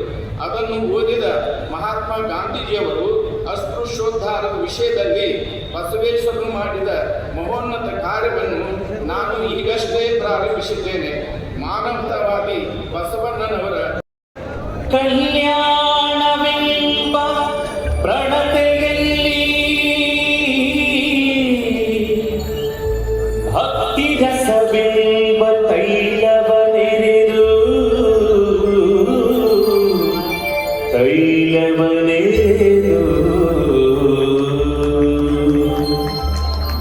ಕಲ್ಯಾಣವೆಂಬ ಪ್ರಣತೆಯಲ್ಲಿ ಭಕ್ತಿ ರಸವೆಂಬ ತೈಲವನೆರೆದು ಕಲ್ಯಾಣವೆಂಬ ಪ್ರಣತೆಯಲ್ಲಿ ಭಕ್ತಿ ರಸವೆಂಬ ತೈಲವನೆರೆದು ಆಚಾರವೆಂಬ ಭಕ್ತಿಗೆ ಬಸವಣ್ಣನೆಂಬ ಜ್ಯೋತಿಯ ಮುಟ್ಟಿಸಲು ಆಚಾರವೆಂಬ ಭಕ್ತಿಗೆ ಬಸವಣ್ಣನೆಂಬ ಜ್ಯೋತಿಯ ಮುಟ್ಟಿಸಲು ತೊಳಗಿ ಬೆಳಗು ತಿಕ್ಕಿತಯ್ಯ ತೊಳಗಿ ಬೆಳಗು ತಿಕ್ಕಿತಯ್ಯ ಶಿವನ ಪ್ರಕಾಶ ಶಿವನ ಪ್ರಕಾಶ ಶಿವನ ಪ್ರಕಾಶ ಕಲ್ಯಾಣವೆಂಬ ಪ್ರಣತೆಯಲ್ಲಿ ಭಕ್ತಿ ರಸವೆಂಬ ತೈಲವನೆರೆದು ಕಲ್ಯಾಣವೆಂಬ ಪ್ರಣತೆಯಲ್ಲಿ ಭಕ್ತಿ ರಸವೆಂಬ ತೈಲವನೆರೆದು ತೈಲವನೆರೆದು ತೈಲವನೆರೆದು ಗುರು ಬಸವಣ್ಣನವರ ಮಹಾಮೂರ್ತಿಗೆ ಪುಷ್ಪಾರ್ಚನೆಯನ್ನು ನೆರವೇರಿಸೋದ್ರ ಮೂಲಕ ಬಸವ ಮಹಾಗುರುವಿಗೆ ಭಕ್ತಿಯನ್ನು ಸಮರ್ಪಣೆ ಮಾಡ್ತಿದ್ದಾರೆ. ಬಸವಣ್ಣನೇ ತಾಯಿ ಬಸವಣ್ಣನೇ ತಂದೆ ಬಸವಣ್ಣ ಗುರು ಬಸವಣ್ಣನೇ ಬಸವಣ್ಣನೇ ತಾಯಿ ಬಸವಣ್ಣನೇ ತಂದೆ ಬಸವಣ್ಣನೇ ಪರಮ ಬಂಧು ಎನಗೆ ಬಸವಣ್ಣನೇ ಪರಮ ಬಂಧು ಎನಗೆ ಪರಮ ಬಂಧು ಎನಗೆ ಪರಮ ಬಂಧು ಎನಗೆ. ಬಸವಣ್ಣವರ ಭಾವಚಿತ್ರದ ಮುಂಭಾಗದಲ್ಲಿ ಪೂಜ್ಯರು ನಿಂತ್ಕೊಂಡು ಒಂದು ಛಾಯಾಚಿತ್ರಕ್ಕೆ ಸಾಕ್ಷಿ ಆಗಬೇಕು ಅಂತ ನಾನು ಕೇಳ್ಕೊಳ್ತೇನೆ. ಎಡಭಾಗ ಮತ್ತು ಬಲಭಾಗದಲ್ಲಿ ನಿಂತ್ಕೊಂಡು ಪರಮ ಪೂಜ್ಯರು ಎಲ್ಲ ವೇದಿಕೆ ಮೇಲಿರುವ ಪರಮ ಪೂಜ್ಯರು ಎದ್ದು ನಿಂತ್ಕೊಂಡು ಒಂದು ಛಾಯಾಚಿತ್ರಕ್ಕೆ ಗುರುಚರ್ ಅವ್ರ ಮುಂಭಾಗದಲ್ಲಿ ಧನೂರ್ ಸರ್ ಗುರುಚರ್ ಅವ್ರನ್ನ ಮುಂಭಾಗದಲ್ಲಿ ಕರ್ಕೊಂಡು ಬರೋ ವ್ಯವಸ್ಥೆ ಮಾಡಬೇಕು. ಛಾಯಾಚಿತ್ರಕ್ಕೆ ಸಾಕ್ಷಿಯಾಗೋಣ. ವಿಶ್ವಗುರು ಬಸವಣ್ಣನವರಿಗೆ ಜೋರಾಗಿ ಮಹಾಮಾನವತಾವಾದಿ ಬಸವಣ್ಣನವರಿಗೆ, ಸಾಂಸ್ಕೃತಿಕ ನಾಯಕ ಬಸವಣ್ಣನವರಿಗೆ, ದಲಿತೋದ್ಧಾರಕ ಬಸವಣ್ಣನವರಿಗೆ, ವಚನ ಕ್ರಾಂತಿಯ ಹರಿಕಾರ ಬಸವಣ್ಣನವರಿಗೆ, ಬಸವ ಸಂಸ್ಕೃತಿ ಅಭಿಯಾನಕ್ಕೆ, ಲಿಂಗಾಯತ ಧರ್ಮಕ್ಕೆ,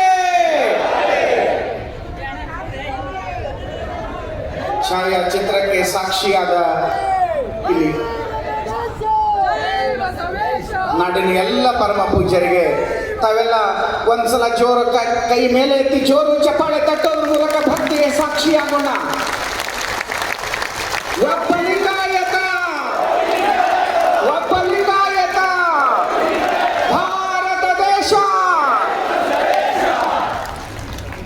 ಶರಣು ಶರಣಾರ್ಥಿ ಶರಣು ಶರಣಾರ್ಥಿ. ಇದು ಕೇಳಬೇಕಾದವರಿಗೆ ಕೇಳಬೇಕು, ನಮಗಲ್ಲ. ಶರಣು ಶರಣಾರ್ಥಿ ಶರಣು ಶರಣಾರ್ಥಿ. ಸ್ವಾಮೀಜಿ ಸಮಾರಂಭದ ಪಾವನ ವೇದಿಕೆ ಮೇಲೆ ಆಸೀನರಾಗಿರ್ತಕ್ಕಂಥ ನಮ್ಮ ನಾಡಿನ ಎಲ್ಲ ಪೂಜ್ಯ ಪಾದದ ಶ್ರೀಪಾದಗಳಿಗೆ ಅಭಿನಂದಿಸ್ತಾ ಇವತ್ತಿನ ಈ ಸಮಾರಂಭದಲ್ಲಿ ಉಪಸ್ಥಿತರಿರತಕ್ಕಂಥ ಸಮಸ್ತ ಬಸವ ಭಕ್ತರಲ್ಲಿ ಭಕ್ತಿಯ ಶರಣಾರ್ಥಿಗಳು. ನಿಮಗೆಲ್ಲ ನೆನಪಿರಬೇಕು, ಶರಣಾರ್ಥಿಗಳು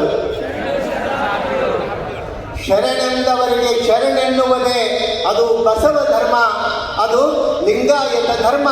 ತಮ್ಮೆಲ್ಲರಿಗೂ ಶರಣಾರ್ಥಿಗಳು.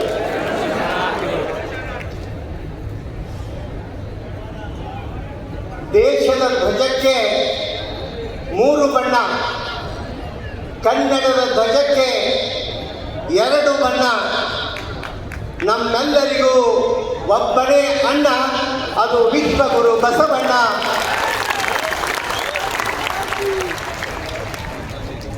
ಇವತ್ತಿನ ಈ ವೇದಿಕೆ ಮೇಲೆ ಲಿಂಗಾಯತ ಮಠಾಧಿಪತಿಗಳ ಒಕ್ಕೂಟದ ಇನ್ನುಳಿದ ಎಲ್ಲ ಪೂಜ್ಯರು ವಿರಾಜಮಾನರಾಗಿದ್ದಾರೆ. ಬಹುಶಃ ನೀವೆಲ್ಲ ಕರ್ನಾಟಕದೊಳಗೆ ಬೇರೆ ಬೇರೆ ಕಾರ್ಯಕ್ರಮಗಳನ್ನು ಭಾಳ ಪೂಜ್ಯರು ಕೂಡಿರೋದನ್ನು ನೋಡಿದ್ದೀರಿ. ಆದರೆ ಬಹುತೇಕ ಕಡೆಗೆ ಮಠಾಧಿಪತಿಗಳು ಕಾರ್ಯಕ್ರಮಕ್ಕೆ ಹೋಗಿ ಕಾಣಿಕೆ ತಗೊಂಡು ಹೋಗುವುದನ್ನು ನೋಡಿದ್ದೀರಿ. ಕಾಣಿಕೆಯನ್ನು ಕೊಟ್ಟು ಎಲ್ಲ ಮಠಾಧಿಪತಿಗಳು ಒಂದೇ ವೇದಿಕೆ ಮೇಲೆ ಕೂತಿದ್ರೆ ಅದು ಈ ಬಸವ ಸಮಾವೇಶದ ವೇದಿಕೆ ಮೇಲೆ ಅನ್ನೋದು ನಮ್ಮೆಲ್ಲರ ಹೆಗ್ಗಳಿಕೆ ಅಂತ ಹೇಳೋದಕ್ಕೆ ಇಷ್ಟಪಡ್ತೀನಿ ನಾನು. ಪೂಜ್ಯರೆಲ್ಲರೂ ಕಳೆದ 1 ತಿಂಗಳಿಂದ ಮಠ ನೋಡಿಲ್ಲ. ನನಗೊಬ್ರಂದ್ರು ಮಠ ನೋಡಿದ್ರೆ ಏನಾಯ್ತ್ರಿ, ಹೆಂಗೆ ಗತಿ ಏನು? ಮಠದ ಸ್ವಾಮಿಗಳು ಮಠ ನೋಡಬೇಕಾಗಿಲ್ಲ, ಈ ನಾಡಿನ ಬಸವ ಭಕ್ತರ ಮುಖ ನೋಡಬೇಕಾಗಿದೆ ಅನ್ನೋ ಹಿನ್ನೆಲೆಯೊಳಗೆ ಈ ಒಂದು ಅಭಿಯಾನ ನಾಡಿನುದ್ದಕ್ಕೂ ನಡ್ಕೊಂಡು ಬಂತು. ಬಹಳ ವಿಶಿಷ್ಟವಾಗಿರ್ತಕ್ಕಂಥದ್ದು ಈ ಕಾರ್ಯಕ್ರಮ. ನೋಡ್ರಿ, ಬಹಳಷ್ಟು ಈ ಅಭಿಯಾನದ ಫಲಶ್ರುತಿಯನ್ನ ಸಮಾಜದ ಮುಂದೆ ಇಡೋದಕ್ಕೆ ಈ ಕಾರ್ಯಕ್ರಮ ನಡೆದಿದೆ. 1 ತಿಂಗಳ ಕಾಲ ಬಸವ ಸಂದೇಶವನ್ನ, ಬಸವ ತತ್ವವನ್ನ ಜನರಿಗೆ, ಯುವಕರಿಗೆ, ಸಣ್ಣ ಮಕ್ಕಳಿಗೂ ಸಹಿತ ಮುಟ್ಟಿಸ್ಬೇಕು ಅನ್ನೋ ಹಿನ್ನೆಲೆಯೊಳಗೆ ಎಲ್ಲರೂ ಹೊರಟಿರ್ತಕ್ಕಂಥದ್ದು. ಮೊದಲೊಂದು ಕಾಲಿತ್ತು, ಯಾರ್ಯಾರ ಪ್ರಶ್ನೆ ಮಾಡಿದ್ರೆ ಬಾಯ್ ಮುಚ್ಚ್, ನನ್ನ ಪ್ರಶ್ನೆ ಕೇಳ್ತೀನೋ ಅಂತ ಹೇಳುವಂಥ ಸ್ವಾಮಿಗಳನ್ನು ನೋಡ್ತಿದ್ರಿ. ಈ ಲಿಂಗಾಯತ ಮಠಾಧಿಪತಿಗಳ ಒಕ್ಕೂಟದ ವೈಶಿಷ್ಟ್ಯ ಏನು ಅಂತಂದ್ರೆ, ಕೇಳು ನಿನ್ನ ಪ್ರಶ್ನೆ ಬಹಳ ಯೋಗ್ಯವಾಗಿದೆ, ನಾನು ಹೇಳ್ತೀನಿ ಎನ್ನುವಂತಹ ಧೈರ್ಯ ಅದು ಲಿಂಗಾಯತ ಮಠಾಧಿಪತಿಗಳ ಒಕ್ಕೂಟದ ವೇದಿಕೆಗೆ ಅನ್ನೋದು ನಮ್ಮೆಲ್ಲರ ಹೆಗ್ಗಳಿಕೆ ಅಂತಕ್ಕಂಥ ಮಾತನ್ನ ಈ ಸಂದರ್ಭದಲ್ಲಿ ಹೇಳೋದಕ್ಕೆ ಇಷ್ಟಪಡ್ತೀನಿ.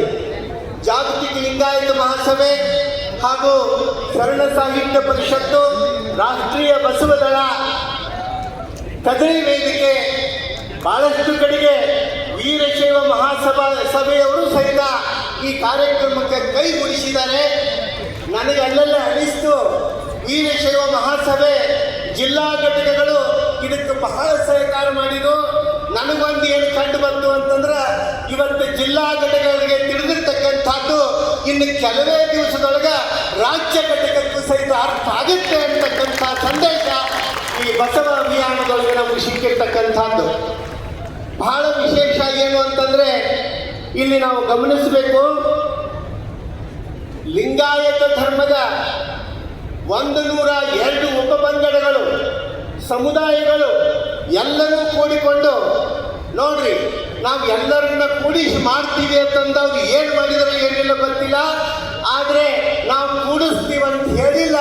ಯಾಕಂದ್ರೆ ನಾವು ಕಳ್ಕೊಂಡೇ ಇಲ್ಲ ಅಂದ್ಮೇಲೆ ಕೂಡಿಸೋದಿಲ್ಲ. ಇವತ್ತು ಆಲ್ರೆಡಿ ಎಲ್ಲರೂ, ಇಡೀ ಲಿಂಗಾಯತ ಸಮುದಾಯ ಒಂದೇ ವೇದಿಕೆ ಮೇಲೆ 102 ಉಪಪಂಗಡಗಳು ಎಲ್ಲ ಪೂಜ್ಯರು ಈ ವೇದಿಕೆ ಮೇಲೆ ಅದಾರೆ ಅಂತಂದ್ರೆ ಇದಕ್ಕಿಂತಲೂ ದೊಡ್ಡ ಸಂದೇಶ ಮತ್ತೆ ನಮಗೆ ಬೇರೆ ಏನು ಬೇಕು ಅಂತಕ್ಕಂಥದ್ದನ್ನ ಈ ಸಂದರ್ಭದೊಳಗೆ ನಾನು ಹೇಳೋಕೆ ಇಷ್ಟಪಡ್ತೀನಿ. ಲಿಂಗಾಯತ ಇತಿಹಾಸವನ್ನು ಹೇಳೋದು ನಡೆದದ, ಲಿಂಗಾಯತ ಇತಿಹಾಸವನ್ನು ಕುರಿತು ಬರೆಯೋದು ನಡೆದದ.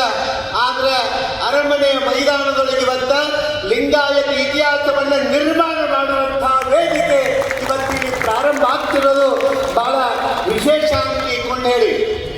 ನೀವು ನನಗೆ ಹೇಳಬೇಕು, ಅಭಿಯಾನ ಯಶಸ್ಸು, ಈ ಬಸವ ಸಂಸ್ಕೃತಿ ಅಭಿಯಾನ ಯಶಸ್ಸು ಕಂಡಿತು ಅನ್ನತಕ್ಕಂಥದ್ದು.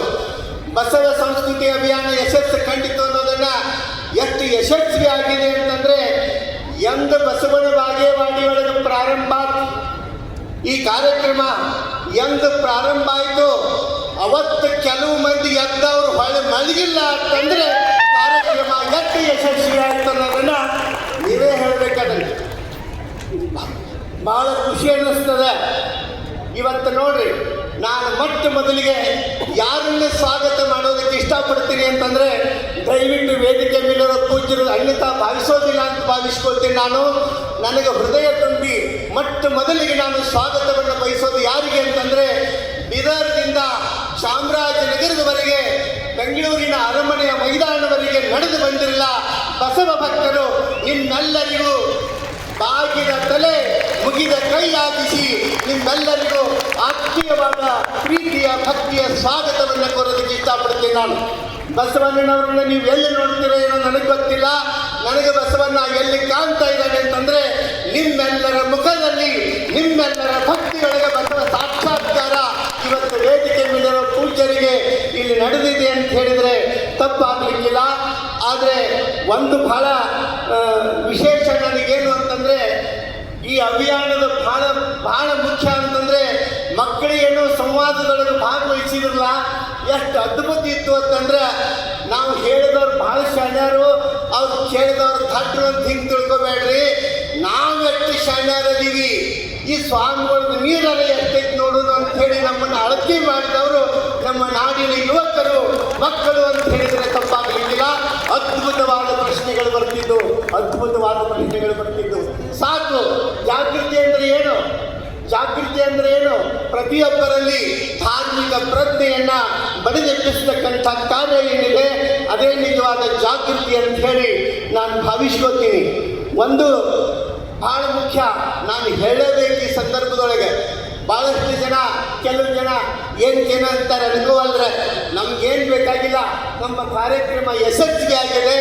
ಯಶಸ್ವಿ ಎಷ್ಟಾಗಿದೆ ಅಂತಂದರೆ ಒಂದು ಕಾರ್ಯಕ್ರಮಕ್ಕೆ ವಿಶೇಷ ರೈಲು ಎಲ್ಲಾದರೂ ಬಂದಿದ್ರೆ, ಯಾವುದಾದ್ರೂ ಕಾರ್ಯಕ್ರಮಕ್ಕೆ ವಿಶೇಷ ರೈಲು ಬಂದಿದ್ರೆ ಅದು ಬಸವ ಸಂಸ್ಕೃತಿ ಅಭಿಯಾನದಿಂದ ಬೀದರ್ದಿಂದ ವಿಶೇಷ ರೈಲು ಬಂತಲ್ಲ, ಸಂಘದಲ್ಲ ಏನ್ರಿ.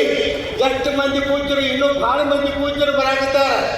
ಇಷ್ಟೆಲ್ಲ ಪೂಜ್ಯರು ಬರಾಕತ್ತಾರ ಅಂತಂದ್ರೆ ಹೆಂಗ ಸುಮ್ಮನೆ ಬಂದಿಲ್ರಿ. ಭಾಳ ಮಂದಿ ಸ್ವಾಮಿಗಳಿಗೆ ಮಠ ಬಿಟ್ಟು ನೀವು ಅಲ್ಲಿ ಹಾದ್ರಿ ಅಂದ್ರೆ ಹೊಳ್ಳಿ ಮಠಕ್ಕೆ ಬರಂಗಿಲ್ಲ ಅನ್ನುವಂಥ ಬೆದರಿಕೆಗಳ ನಡುವೆ ಆ ಬೆದರಿಕೆಗಳಿಗೆ ಬಗ್ಗಿಲಾರ್ದೆ ಇವತ್ತು ಈ ವೇದಿಕೆಗೆ ಬಂದಿರಲ್ಲ, ಇವರೆಲ್ಲ ನಿಜವಾದ ಬಸವ ತತ್ವನಿಷ್ಠ ಸ್ವಾಮಿಗಳು ಅಂತ ತಿಳ್ಕೊಂಡು ನಾನು ಹೇಳೋದಕ್ಕೆ ಇಷ್ಟಪಡ್ತೀನಿ. ನಾನು ಸ್ವಾಮಿಗಳಾದವರಿಗೆ ಹೆದರಿಕೆ ಯಾಕೆ ಹೆದರ್ಬೇಕು? ಬಸವಣ್ಣನ ಸೇವೆಗಾಗಿ, ಬಸವಣ್ಣನ ಕಾರ್ಯಕ್ಕಾಗಿ ಏನು ಬೇಕಾದ್ದು ಬರಲಿ, ಅಂಜಿದರಾಗದು, ಅಳುಕಿದರಾಗದು, ವಜ್ರ ಪಂಜರದೊಳಗಿಕ್ಕಿದರಾಗದು. ಬಸವಣ್ಣನ ಕಾರ್ಯಕ್ಕೆ ನಾವೆಲ್ಲರೂ ಸದಾ ಸನ್ನದ್ಧ ಅನ್ನೋ ಮಾತನ್ನ ಈ ಸಂದರ್ಭದಲ್ಲಿ ಹೇಳ್ತಾ, ಎಲ್ಲರೂ ಬಹಳಷ್ಟು ಎಲ್ಲ ಸಂಘಟನೆಗಳು ಪ್ರತಿಯೊಂದು ಜಿಲ್ಲೆಯೊಳಗೆ ಕಾರ್ಯಕರ್ತರು ಹೆಂಗೆ ದುಡಿದಾರೆ ಅಂತಂದ್ರೆ, ನಾವು ಎಲ್ಲಿ ಪ್ರಾರಂಭ ಮಾಡಿದೀವಿ, ಯಾವುದು ಪ್ರಾರಂಭ ಯಾವುದು ಸಮಾರೋಪ ನಮಗೆ ತಿಳಿಲಾರ್ದಂಗಾಯಿತು. ಎಷ್ಟು ವೈಭವ, ಏನು ಮೆರವಣಿಗೆ, ಜನರ ಸಂಭ್ರಮ ನೋಡಿದರೆ ನಾವು ಮೂಕ ವಿಸ್ಮಿತರಾಗಿವಿ. ನನಗೆ ಅನಿಸ್ತು ಬಸವನ ಭಕ್ತಿಯನ್ನು ಜಾಗೃತಿ ಮಾಡಬೇಕು ಅಂತ ನಾವು ಹೊಂಟಿದ್ದೀವಲ್ಲ, ಬಸವ ಭಕ್ತಿಯನ್ನು ನಾವು ಮಠಾಧಿಪತಿಗಳ ಜಾಗೃತಿ ಮಾಡಲಿಲ್ಲ. ಬಸವ ಭಕ್ತರು ಜಾಗೃತ ಅದಾರ, ನೀವು ಸ್ವಾಮಿಗಳ ಹತ್ತಿರಾಗ್ರಿ ಎನ್ನುವಂಥ ಸಂದೇಶ ನನ್ನ ಭಕ್ತರಿಂದ ಹೇಳಿದ್ದ ಬರೋಬರಿ ಇದ್ದಿಲ್ಲ. ನಾ ಹೇಳಿದ್ದು ಅರ್ಥ ಮಾಡಿಕೊಳ್ಬೇಕು. ಸ್ವಾಮಿಗಳಿಗೆ ಹತ್ರ ಆಗಬೇಕಾಗ್ಯದ, ಹಂಗೆ ಹತ್ರ ಮಾಡೋದು. ಇಲ್ಲಿ ಏನು ಬಸವ ಭಕ್ತರದಿಲ್ಲ. ಕನ್ನಡ ಶಾಲಿಗೆ ಒಂದು 8 ಹುಡುಗರು ಹೋಗಿ ಒಬ್ಬನ ಸಾಲಿಗೆ ಬರಲಾರ್ದವ್ನು ಎಳ್ಕೊಂಡು ಬರಾಕತ್ತಿದ್ರು. ಎಳ್ಕೊಂಡು ಬರಲಿಲ್ಲ ಅಂದ್ಮೇಲೆ, ಹೇಳಿಲ್ಲ ಅಂದ್ಮೇಲೆ ಮತ್ತೆ 8 ಹುಡುಗರು ಕೂಡಿ ಎದಿಸಿ ತೊಗೊಂಡು ಬಂದರು. ಯಾರೋ ಒಬ್ರು ಯಜಮಾನ್ರು ಇದ್ರಿಗೆ ಬಂದರು. ಹೋಗ್ಲಿ ಬಿಡು, ಅವ್ನು ಬರೋದಿಲ್ಲ ಅಂತಂದ್ರೆ ಬಿಟ್ಟು ಬಿಡ್ರಿ ಎತ್ತಿ ಕೊಟ್ಟಂತಂದ್ರು. ಅವಾಗ ಅವ್ರಂದ್ರು ಬಿಡಾಕ್ ಬರಂಗಿಲ್ರಿ. ಅಲ್ಲ ಅಲ್ಲಂತಂದ್ರೆ ಯಾಕೆ ಅವ್ನು ಅಂತ ತರ್ತೀರಿ, ಆ ಹುಡುಗನ ಬಿಟ್ಟು ಬಿಡ್ರಿ ಅಂತಂತಂದ್ರೆ ಅವಾಗ ಅವ್ರು ವಿದ್ಯಾರ್ಥಿ ಅಲ್ರಿ, ನಮ್ಮ ಕಲಸು ಮಾಸ್ತರ್ ಇವ, ಸಾಲಿಗೆ ಬರುವಲ್ಲ, ಅದಕ್ಕೆ ಕೇಳ್ಕೊಂಡು ಹೋಗ್ತೀವಿ. ಮುಂದೊಂದು ದಿವಸ ಬರ್ತದ,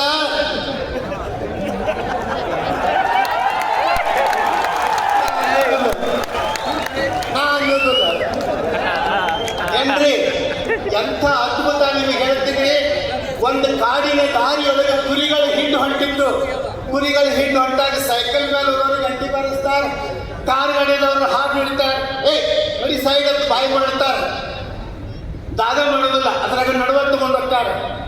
ಹೌದಿಲ್ರಿ? ಹುಲಿಗಳು ಬಂಡೇರು ಬೆಟ್ಟದಾಗ ಹುಲಿಗಳು ಕ್ರಾಸ್ ಮಾಡ್ತಿರ್ತಾವ. ಹಾಡು ಹೊಡಿತೀರಿ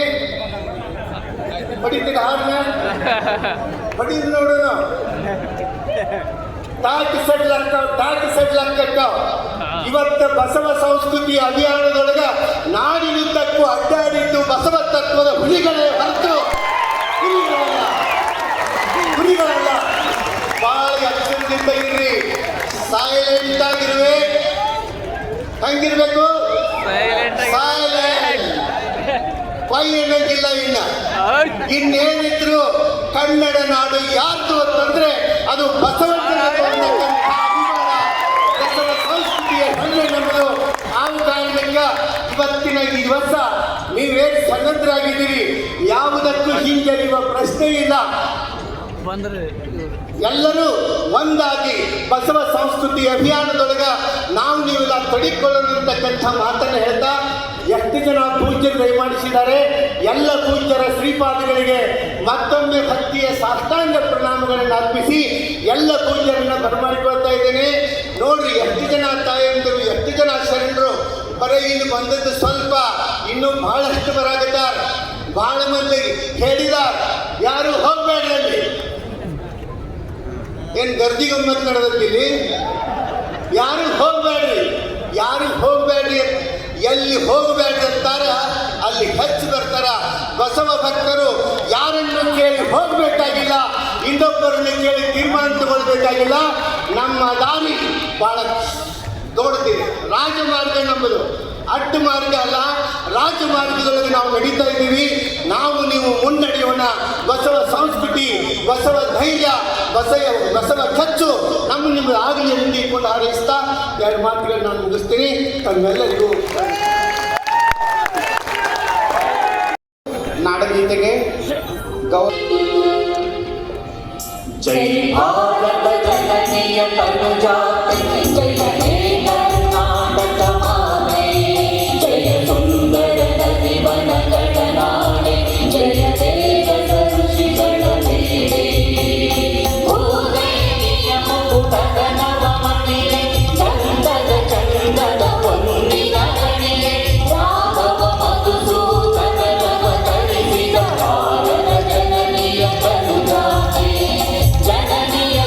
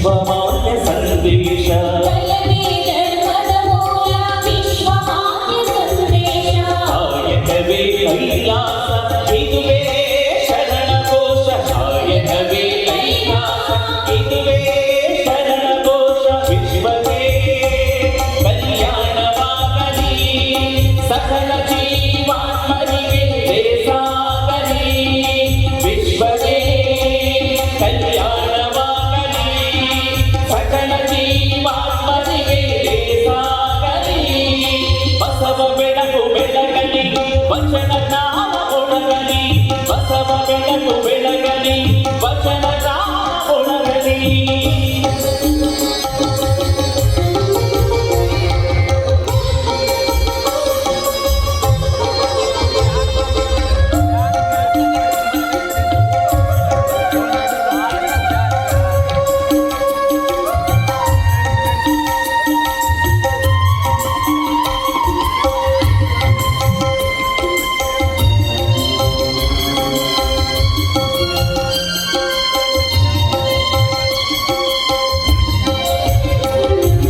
ಕಾಯಕವೇ ಕೈಗನ್ನಡಿನ ಸೋಹವೇ ಮುನ್ನುಡಿ ಅರಿವೇ ಗುರುವಾಗಲಿ ಅನುಭಾವದ ಸುಳ್ಳುಡಿ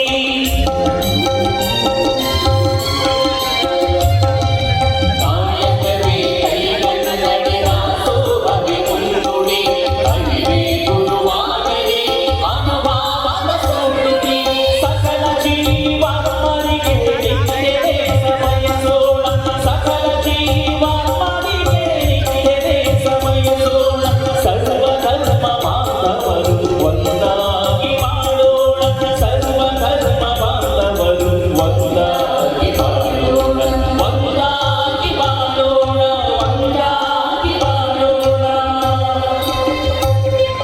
ವಿಶ್ವವೇ ಕಲ್ಯಾಣವಾಗಲಿ ಸಕಲ ಜೀವಾತ್ಮರಿಗೆ ಸಾಗಲಿ ವಿಶ್ವವೇ ಕಲ್ಯಾಣವಾಗಲಿ ಸಕಲ ಜೀವಾತ್ಮರಿಗೆ ಸಾಗಲಿ ಬಸವ ಬೆಳಕು ಬೆಳಗಲಿ ವಚನ ಜ್ಞಾನ ಮೊಳಗಲಿ ಬಸವ ಸಂಸ್ಕೃತಿಯಾಗಲಿ ವಿಶ್ವ ತುಂಬ ಹಬ್ಬಲಿ ಬಸವ ಸಂಸ್ಕೃತಿಯಾಗಲಿ ವಿಶ್ವ ತುಂಬ ಹಬ್ಬಲಿ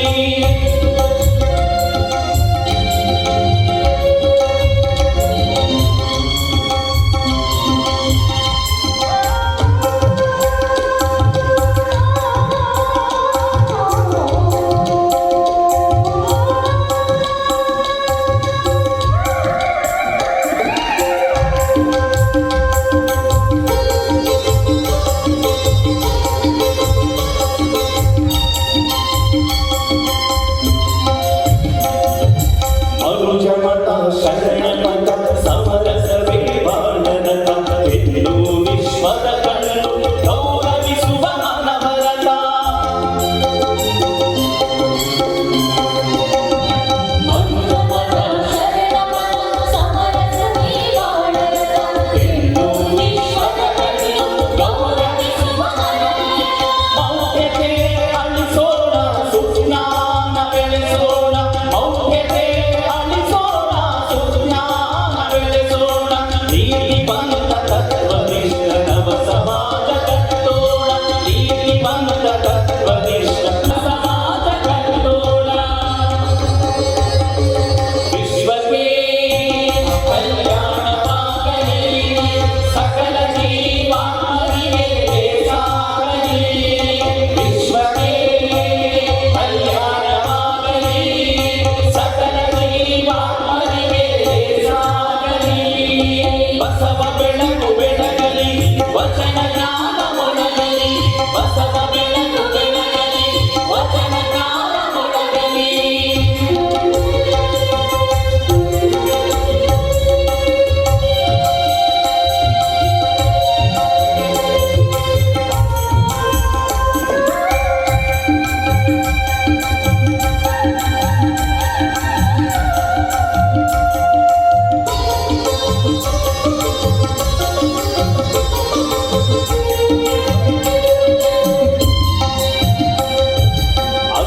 ವರ್ಣ ಪಂಚಾಚಾರ ಶಸ್ತ್ರವಾದಿಯೋಣ ವಚನ ಸಂವಿಧಾನದಿ ರಾಜಪಥದಿ ಸಾಗೋಣ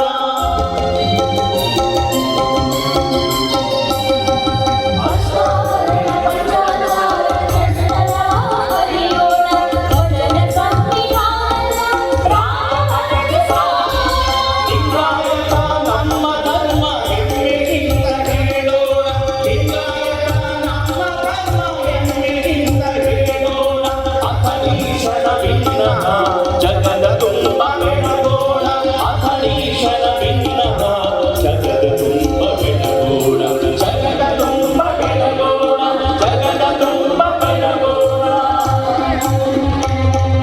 ವಿಶ್ವಕ್ಕೆ ಕಲ್ಯಾಣವಾಗಲಿ ಸಕಲ ಜೀವಾತ್ಮನಿಗೆ ಸಾಗಲಿ ವಿಶ್ವಕ್ಕೆ ಕಲ್ಯಾಣವಾಗಲಿ ಸಕಲ ಜೀವಾತ್ಮನಿಗೆ ಸಾಗಲಿ ಬಸವ ಬೆಳಕು ಬೆಳಗಲಿ ವಚನ ಜ್ಞಾನ ಮೊಳಗಲಿ ಬಸವ ಬೆಳಕು ಬೆಳಗಲಿ ವಚನ ಜ್ಞಾನ ಮೊಳಗಲಿ ಬಸವ ಸಂಸ್ಕೃತಿಯ ವಿಶ್ವ ತುಂಬ ಹಾಕಲಿ ಬಸವ ಸಂಸ್ಕೃತಿಯ ವಿಶ್ವ ತುಂಬ ಹಾಕಲಿ ದಯವೇ ಧರ್ಮದ ಮೂಲ ವಿಶ್ವಮಾನ್ಯ ಸಂದೇಶ ದಯವೇ ಧರ್ಮದ ಮೂಲ ವಿಶ್ವಮಾನ್ಯ ಸಂದೇಶ ಕಾಯಕವೇ ಕೈಲಾಸ ಇದುವೇ ಶರಣ ಘೋಷ ಕಾಯಕವೇ ಕೈಲಾಸ ಇದುವೇ ಶರಣ ಘೋಷ ವಿಶ್ವಕ್ಕೆ ಕಲ್ಯಾಣವಾಗಲಿ ಸಕಲ ಜೀವಾತ್ಮನಿಗೆ ಸಾಗಲಿ ವಿಶ್ವಕ್ಕೆ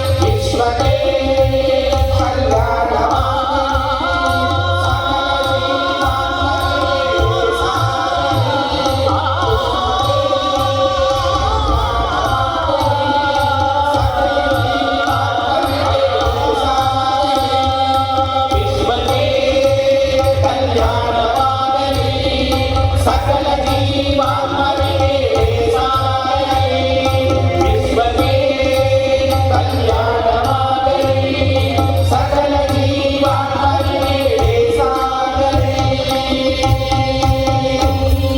ಧರ್ಮಗುರು ಬಸವಣ್ಣನವರಿಗೆ ಮಹಾಮಾನವತಾವಾದಿ ಬಸವಣ್ಣನವರಿಗೆ ನನಗೆ ಸರಿಯಾಗಿ ಕೇಳ್ತಾ ಇಲ್ಲ. ಒಂದು ನಿಮಿಷ ನಾನು ಹೇಳ್ತೀನಿ ದಯವಿಟ್ಟು ನಮ್ಮ ಶರಣ ಬಂಧುಗಳಲ್ಲಿ ನಾನು ಪ್ರಾರ್ಥನೆ ಮಾಡ್ತೀನಿ, ಯಾರಿಗೆ ಪಾಸ್ ಇದೆ ಅವರು ಮಾತ್ರ ಅಲ್ಲಿ ಬಂದು ಕೂತ್ಕೋಬೇಕು. ನಮ್ಮ ವೇದಿಕೆ ಬಲಭಾಗಕ್ಕಲ್ಲಿ ಮಧ್ಯ ನಮ್ಮ ಸೆಕ್ಯೂರಿಟಿ ವ್ಯವಸ್ಥೆಗೆ ಅಲ್ಲಿ ಯಾರು ಸ್ಥಳಾವಕಾಶ ಮಾಡಿಕೊಡಬಾರ್ದು. ಶಾಂತತೆಯನ್ನು ಕಾಪಾಡಿ ಸಮಸ್ತ ಹಿಂದ್ಗಡೆ ಹೋಗ್ಬೇಕು, ಇಲ್ಲ ಅಲ್ಲೇ ಕೂತ್ಕೊಳ್ರಿ, ತೊಂದರೆ ಮಾಡಬಾರ್ದು. ಶಾಂತತೆಯನ್ನು ಕಾಪಾಡಿ.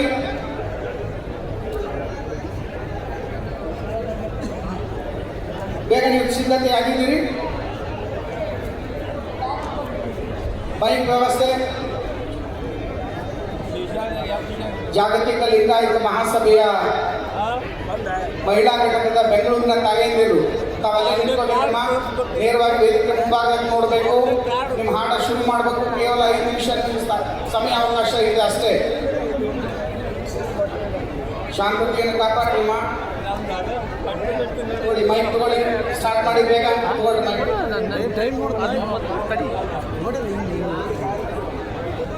ಶರಣು ಶರಣಾರ್ಥಿ ಶರಣು ಶರಣಾರ್ಥಿ. ನಮ್ಮ ತಂಡದಿಂದ ಈಗ ವಚನ ಗಾಯನ. ಮೊದಲಿಗೆ ವಿಶ್ವಗುರು ಬಸವಣ್ಣನವರ ಒಂದು ವಚನ ಆರಂಭ ಮಾಡುವೆ ಗುರು ಪೂಜೆಗೆ.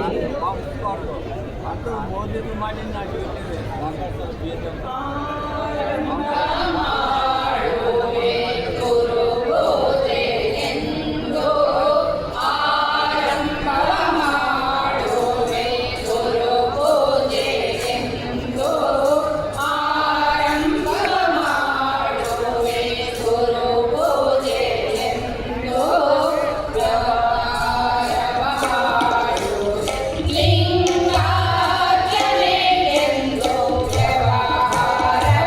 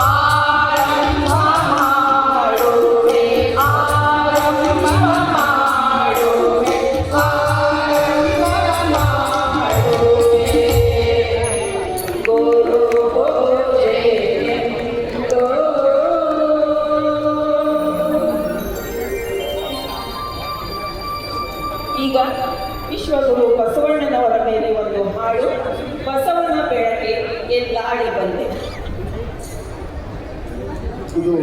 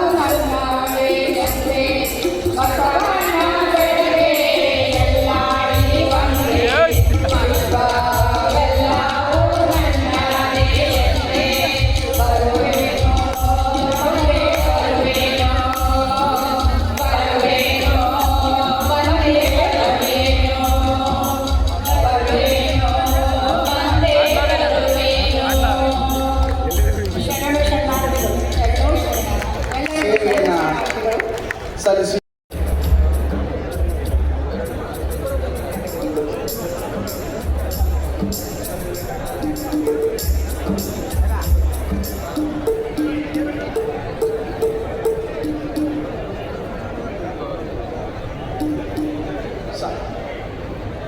ಇಲ್ಲಿ ನನ್ನ ಬಲಭಾಗಕ್ಕೆ ಇರುವಂಥ ಆರಕ್ಷಕ ಅಧಿಕಾರಿಗಳಲ್ಲಿ ನನ್ನೊಂದು ಪ್ರಾರ್ಥನೆ, ನಮಗೆ ಈಗ ಎಲ್ಲಿಗೆ ಏನಾದರೂ ಪ್ರಾಬ್ಲಮ್ ಆಗಲಿ ಅವರು 4 ಜನ ರಿಕ್ವೆಸ್ಟ್ ಮಾಡಿಕೊಂಡ್ರೆ ನಾವು ಹೇಳ್ತೀವಿ ತಾವು ಬಿಡುವಂಥ ವ್ಯವಸ್ಥೆ ಮಾಡಿ.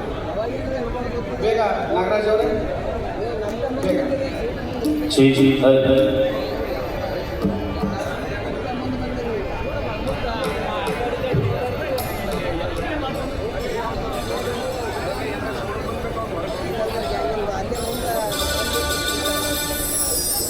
ಪರಮಪೂಜ್ಯ ಶ್ರೀಗಳವರಲ್ಲಿ ಭಕ್ತಿಪೂರ್ವಕ ಪ್ರಣಾಮಗಳನ್ನು ಸಲ್ಲಿಸುತ್ತಾ ಇಂದಿನ ನಮ್ಮ ಶಿವಸಂಚಾರ ಕಲಾತಂಡದ ವಚನ ಗಾಯನವನ್ನು ಆರಂಭ ಮಾಡ್ತಿದ್ದೇವೆ. ಮೊದಲಿಗೆ ಬಸವಣ್ಣನವರ ಒಂದು ವಚನ.